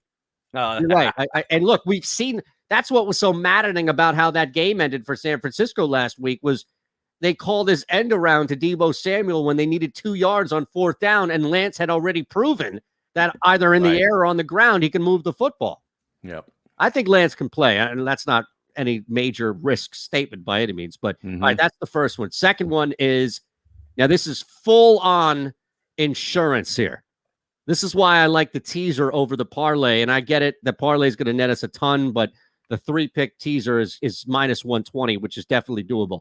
KC now moves to +7 at home against Buffalo. Ooh, okay. This is a defense that is the immovable object against Kansas City, who no matter what's going on with their own defense, Yep. So I'm covered by a touch. Like I can't see Josh Allen and that offense outscoring Kansas City. But I could see Buffalo's defense limiting Kansas City more so than Kansas City's defense limiting Buffalo. And that's where that was a paradox. Yes. That was right. That was a conflicting statement. Yep. So I've bumped it's insurance. And lastly, look, I don't trust this game at all, but I'm honoring Tone's play here. And that's why this is the biggest reason why we have a teaser. I don't trust this play at all here. The Giants at +7 are a cover machine on the road in conference. So we have Dallas now +3 at home. I still think that's the one that's going to bust this teaser. I think the Giants win this game. I thought it was a 13-point teaser. No, this is 10. The college was 13. Oh, okay. All right. 13 is 4-pick. 10 is 3-pick. Okay. I was just thinking at Eytan when I was looking at the game. I mean, the Giants have a little, they got a little something going on right now. So you might be right, man. Going into Dallas feeling themselves a little bit. Divisional game, yeah. The line is at 7, and I think it's meant to indicate that. I mean, think about that. This is a big line for, as you mentioned, an offense that's kind of found itself against a team that's just primed to be upset, right? Now, if anything, if you wanted to reverse this, I would say take the Cardinals, take the Chiefs, but you could always bump the Giants up to +17. It's going to be the same return, right? So what would you rather do in this case? Would you rather ensure a field goal, Dallas loses by a field goal, you still are pushing, or would you rather push the Giants up to 17 on the road?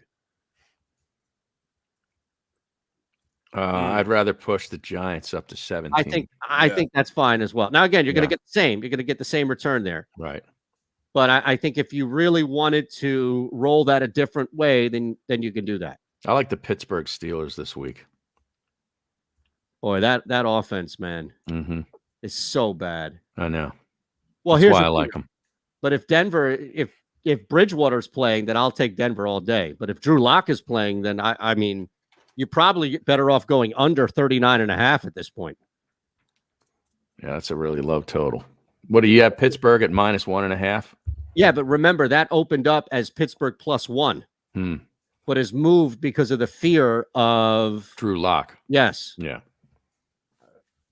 Now, if you know Bridgewater starting, would you change your bet, or are you still on? I just think Pittsburgh bounce. I think Pittsburgh rallies this week and has a pretty good effort and wins. Well, let's ask Mr. Pittsburgh here. What do you think? I think they're doomed right now, man. Pittsburgh is not in a position to do anything. Their offense can't play. Denver would be the team, right? I mean, Melvin. No, because defensively they have shut everything to offense. They already, can't run their offense, let alone against that defense. I can't see them doing. I mean, I know they'll stop Ben from doing anything because Ben can't run. So them coming off the edges, looking at that offense, they're going to try to run the ball. They're too fast to run the ball laterally against them. It's going to be hard. This is one of those games where I think Denver just totally takes the game over. Really? Wow.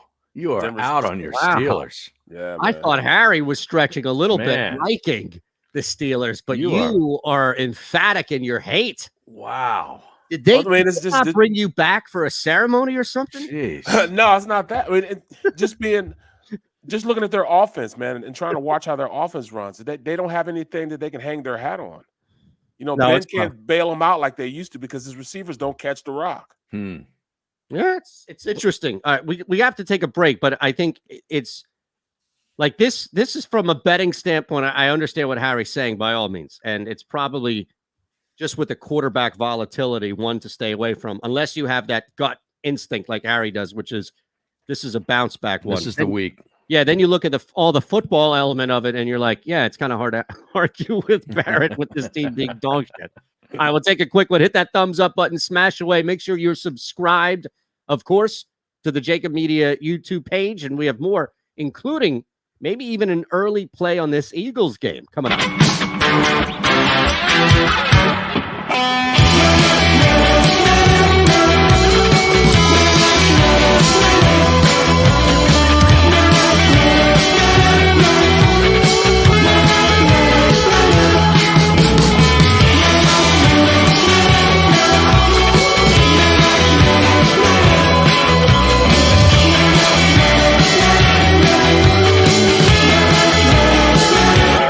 At Stateside Vodka, every new customer gets the world's best rocks glass, free. What's that? A rocks glass? You're telling me that bottle is cut in half? You could say that.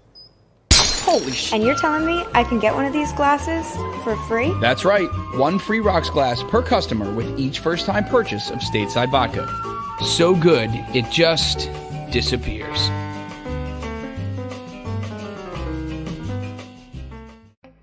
As a hard-working American, you've never experienced how tough life can be until now. A catastrophic injury while working on the job. A personal injury from someone else's negligence. Turned away by other law firms in the region who didn't bother to learn your story. It's time to meet the Fritz & Bianculli Law Firm and managing partner Brian Fritz. Badly injured? Call the Fritz & Bianculli Law Firm. Find out why they say, "We got this."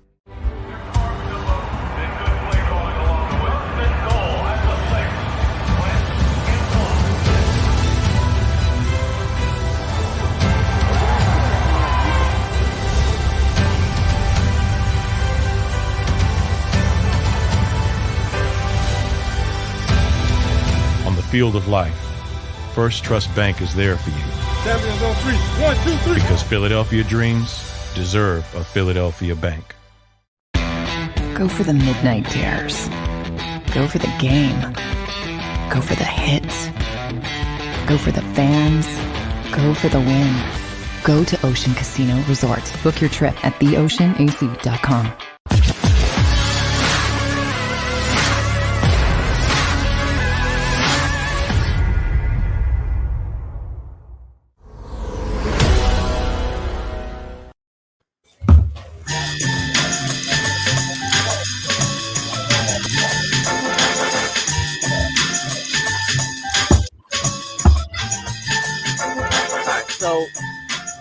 I was on this list here when we were doing stuff on Sports Map, where I would get.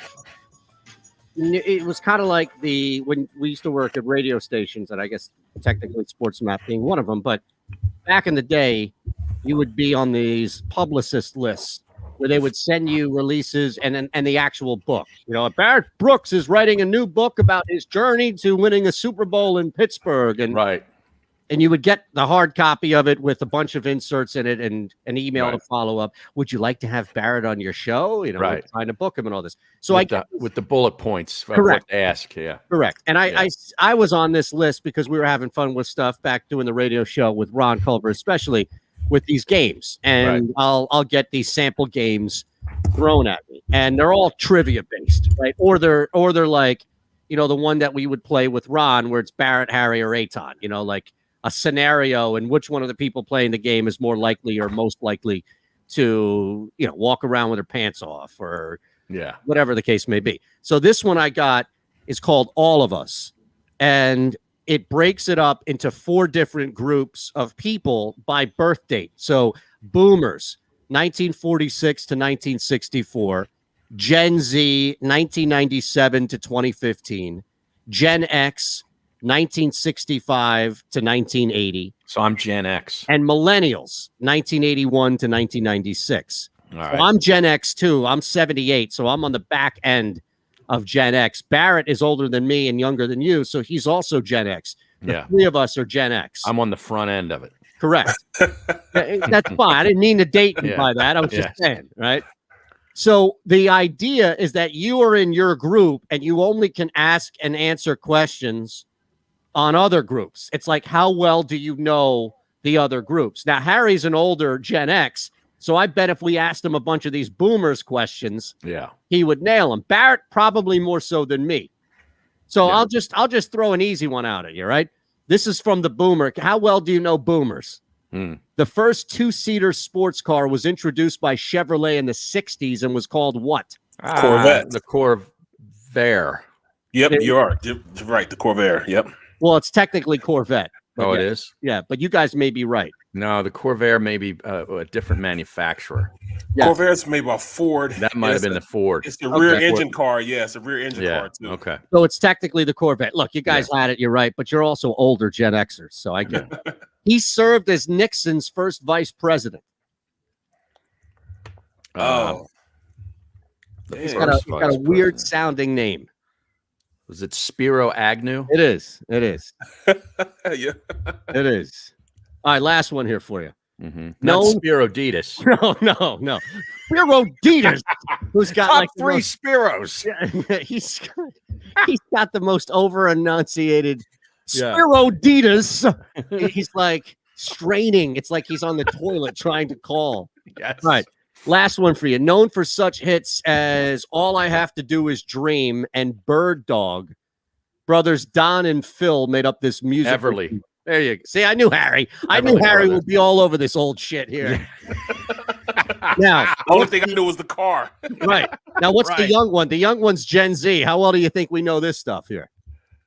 Now, what years are Gen Z? Gen Z is 97 to 2015. Oh, okay. So right now. Yeah, and also, too, like, I think us being in this world of sports talk radio, we do talk a ton of pop culture. And I always make fun of Barrett and I because there's some current rapper that's doing something that neither one of us could pick out of a lineup that Harry not only knows, but could sing the hook to.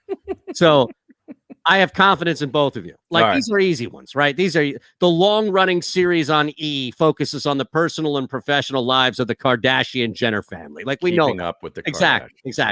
What country is soccer star Cristiano Ronaldo from? I mean, it's an easy one, right? Ronaldo is, I'd say, Portugal. Yes. Oh, okay, maybe not. This one's for Barrett.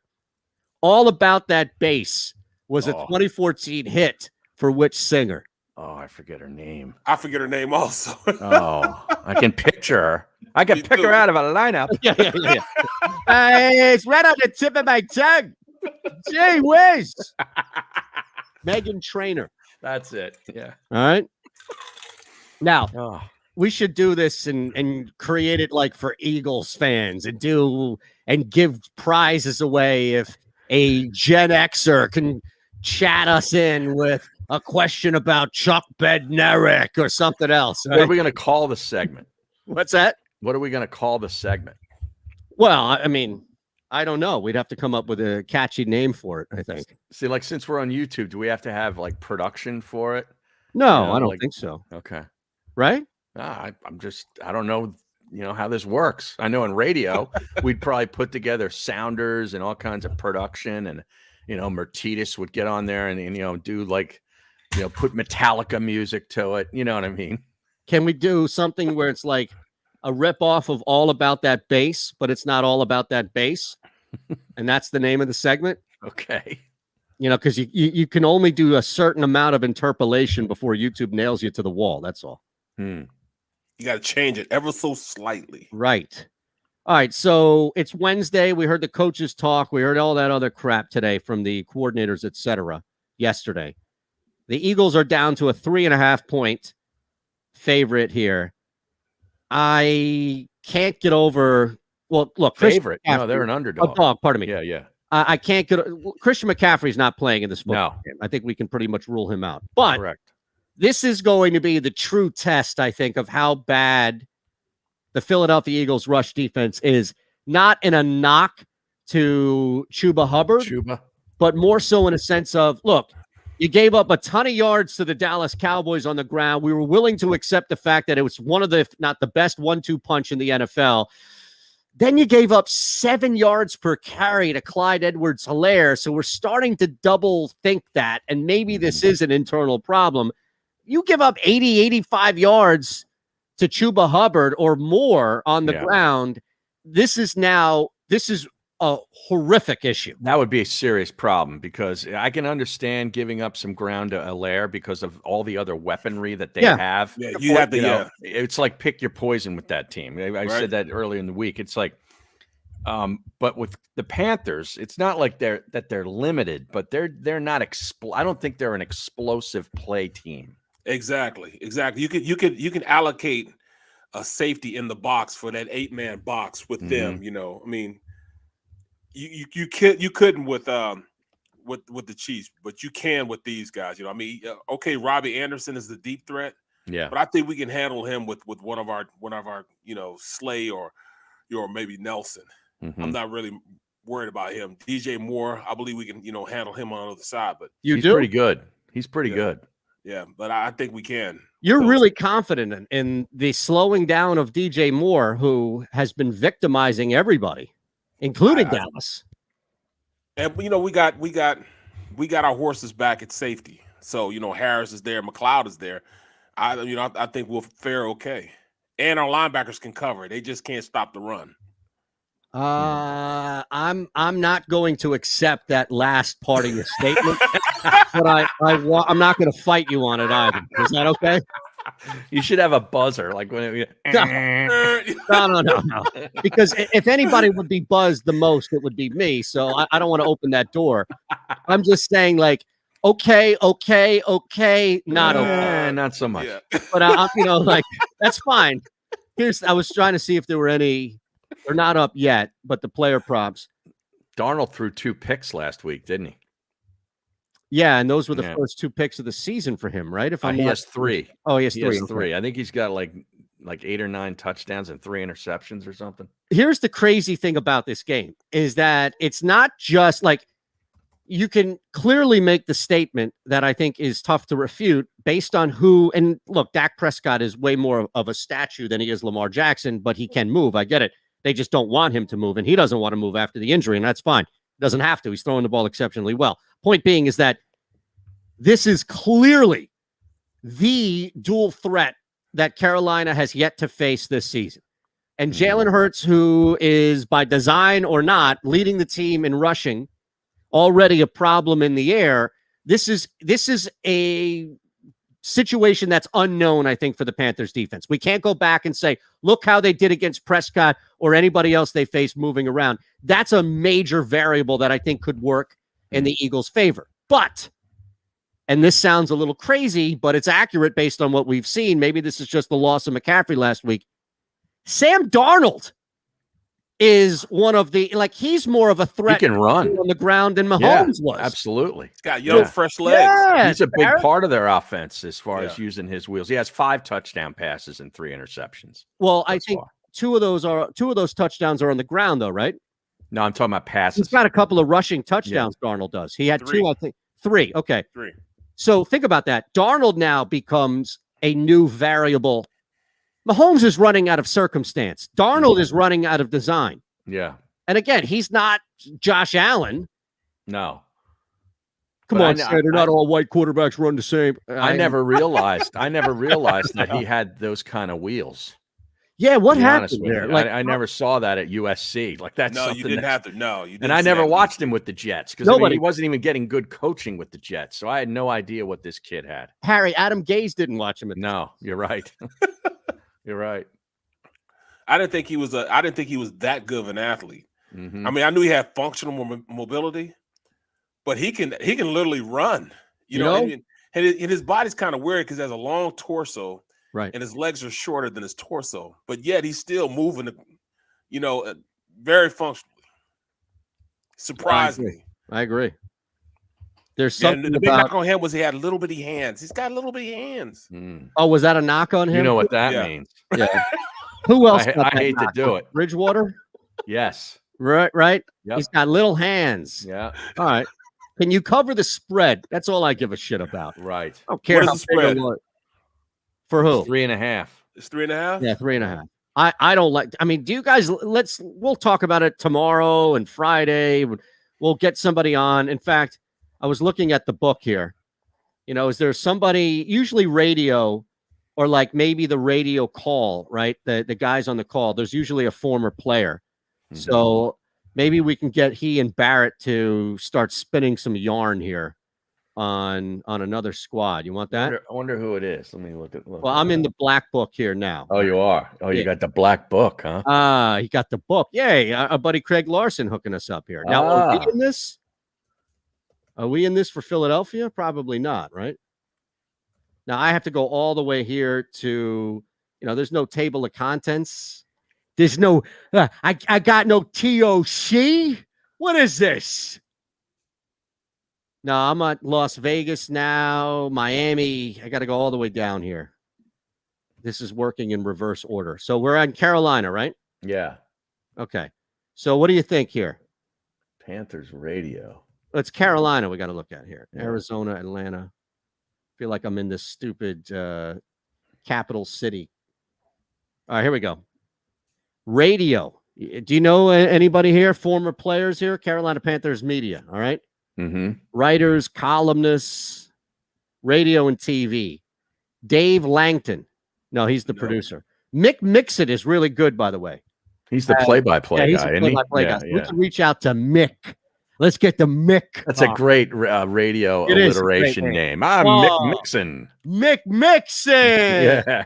Now, Jim Scozzi, is that his name?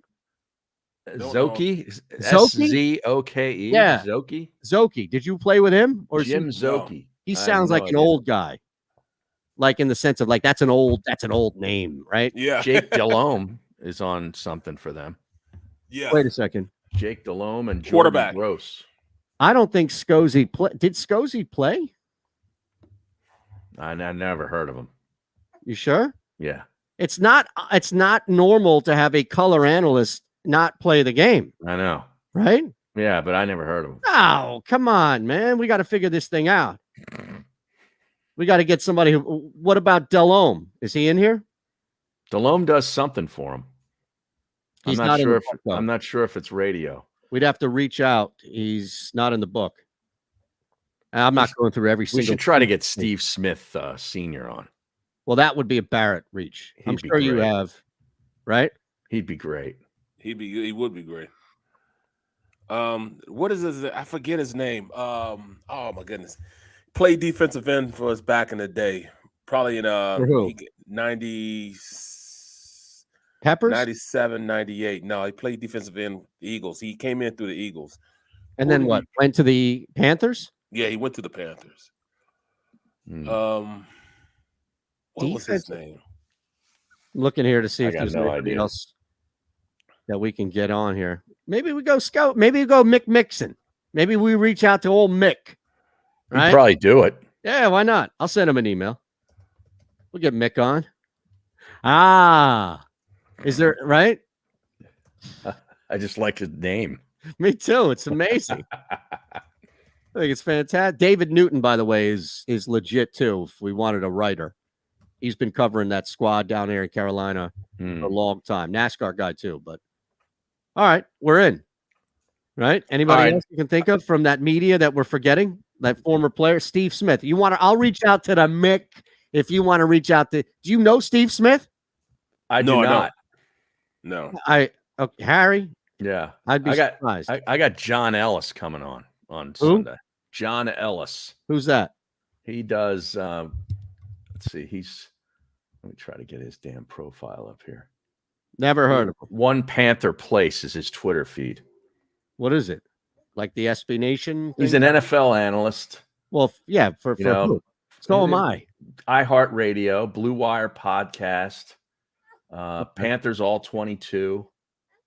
College football play-by-play on ESPN Plus. He's doing like 50 different things. He's like you. Yeah. Okay. He's like the Charlotte I version should of you. myself as an Eagles analyst. You should. Seriously. Jeez. All right. Well, let's reach out to Mick and see. I don't think we can get Steve Smith. He's not listed in the black book. Probably for a good reason. Now, I just heard from my Korean buddy. Yeah, I asked him about Squid Games. Are you watching Squid Games? He goes, "Oh yeah, just finished it. Badass." So that's a high recommendation from this guy. And you get from him what's the best draw to that game, to that show? I'm looking at the Carolina thing. Sorry, that's all. All right, I'll try to get him. Okay, now I'm trying to track down Mark McMillan for something I'm doing. So I might need to, maybe we can get him back on. Isn't he back up this week or is that a different week? He's been back and forth here a bunch. Okay. I've noticed on his social media. He's always doing something, man. Right. Like he was just up in New York City at the reflecting pools for the Trade Center stuff with, I put up some pictures. He's all over the place. Yeah. Okay. Just curious. All right, I'm trying to find out what's the best part about it and would I like it. So, yeah, that's what I was asking. Yeah. And is it Squid Games as you Squid Games? Yeah, I think it's Squid Games. Not Squid Game. No, I think it's Squid Games. Okay. Barrett's going to watch episode 1 and give us a breakdown. Yeah, you really think I'm gonna check it out? Yeah, I am. Yeah. I think you're going to be out on the subtitles. Well, he doesn't have a college game this week, so he's not going to be traveling or anything. So he probably will be. I got plenty of time. Yeah. Al Harris, not Al Harris. Al, what is Al's? Al Harris? No, not Al Harris. That's the DB. Right. I'm trying to think. It's another Al though. Let me look at my social. Alphonse. Right. Al Wallace. Al Wallace. Yeah. He never heard of him. Can you get him? I'm about to inbox him right now. Yeah, hit him up. Let's get Al Wallace on. Maybe we'll get Al on the same time as the Mick. Oh, it's Squid Game, singular, says the stream. Yeah, I know. Right. I knew it was. I was just having fun with you. Why wouldn't it be Squid Games? Because they don't want to get sued for ripping off Hunger Games. Okay. I don't know. Now, you hit the Red Sox money line. I hit them in a parlay, and I just took the 2 runs that I didn't need. I'm blindly following the PGF tonight, who took the Cardinals on the money line. Do you have any insight in this game? I haven't looked at it yet, but I'm just like sort of trying to get my arms around the fact that the Dodgers can win, 105 games or whatever they've won in the regular season, and they could be eliminated tonight. Think about that. It's amazing. I mean, it is amazing. Isn't that a little defeating too? A little bit, but it's like it puts onus and meaning on the games in September in the regular season. Like, the Giants got it done and won the division, and therefore you don't have to go through this mess. So I can see both sides of it. Yeah. Like Russo is like apoplectic that a team can win this many games and be on the verge of elimination, with one bad inning. It's crazy, man. It's just wild. Yeah. All right, here we go. The story is the best part, and they get pretty graphic. He says he thinks I'd like it. Definitely go with the subtitles. Yeah, don't go dub over sub, in my opinion. Oh, yeah? So that means means I have to watch the screen the whole time and read? Yeah, but you should be on a show like that. I mean, think about it. Nobody sat and watched The Sopranos or The Wire or these shows as background noise. Game of Thrones for a couple of seasons, I'll give you that because it was so god-awful. But, I don't know. Shouldn't that be subs over dubs? Yes, subs over dubs. Just like we encourage people subbing to this channel. Right. Hit that subscribe button. All right. Now, is anything going to change your? Do we have any idea? Just last thing to think about as we get out of here. We don't know about Andre Dillard either, right? Or pardon me, Jordan Mailata will return to practice on a limited basis per Sirianni. Doesn't guarantee that he's available Sunday. Mm-hmm.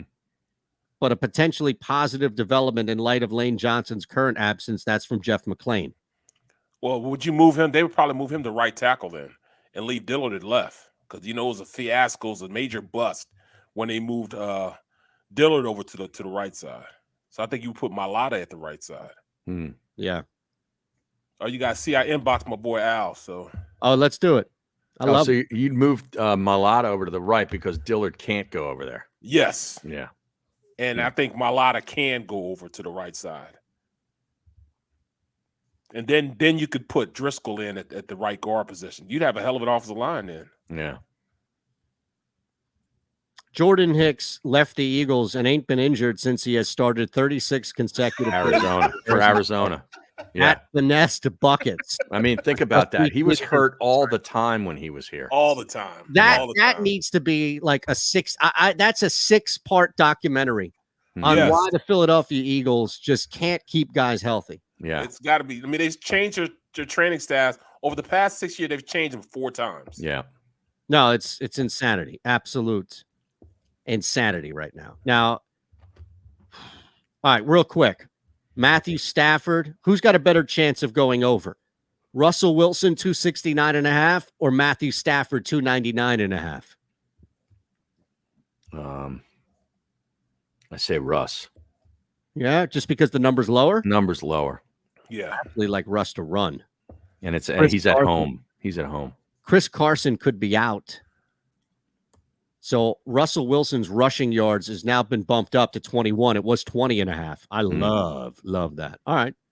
We're back tomorrow. We'll see what happens here with the line. The line is the big thing. So luckily we have Barrett here to talk about Nate Herbig or Lane Johnson, whoever it may be, right? All right. We'll get Al. We'll get Al up here too, hopefully. And I'll reach out. Mick Mixon. Come on, that is such an Anthony name, and you know it. It's great, right? Call me Mick. and like you could see it too, because Anthony would be so involved in that interview, rightfully so, because Mick is a guy you could geek out with. And then Mick Mixon, on the other hand, if you've ever heard him, is like he never gets out of his play-by-play. Well, Anthony, let me tell you about that. Oh, I love it. I mean, that's it. That must listen. All right. Must listen. All right, we got to get out of here. My kid just shit all over me. Too. Oh, Jesus. I'll tell you what. We'll see you.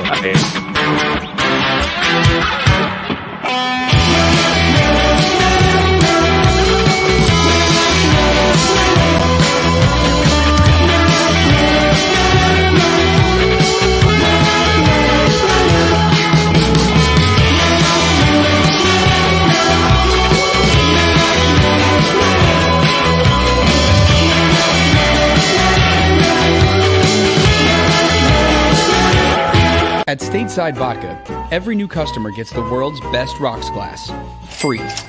What's that? A rocks glass? You're telling me that bottle is cut in half? You could say that. Holy shit. And you're telling me I can get one of these glasses for free? That's right. 1 free rocks glass per customer with each first-time purchase of Stateside Vodka. So good, it just disappears.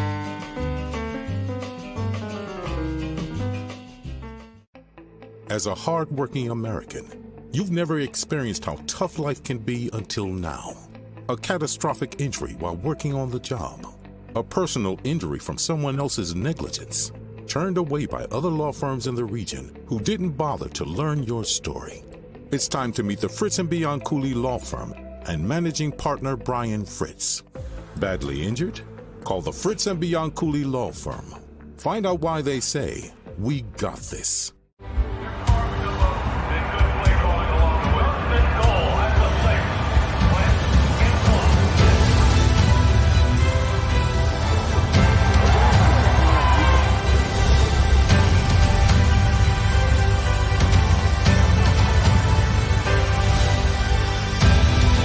On the field of life, First Trust Bank is there for you. Champions on 3. 1, 2, 3. Because Philadelphia dreams deserve a Philadelphia bank. Go for the midnight dares. Go for the game. Go for the hits. Go for the fans. Go for the win.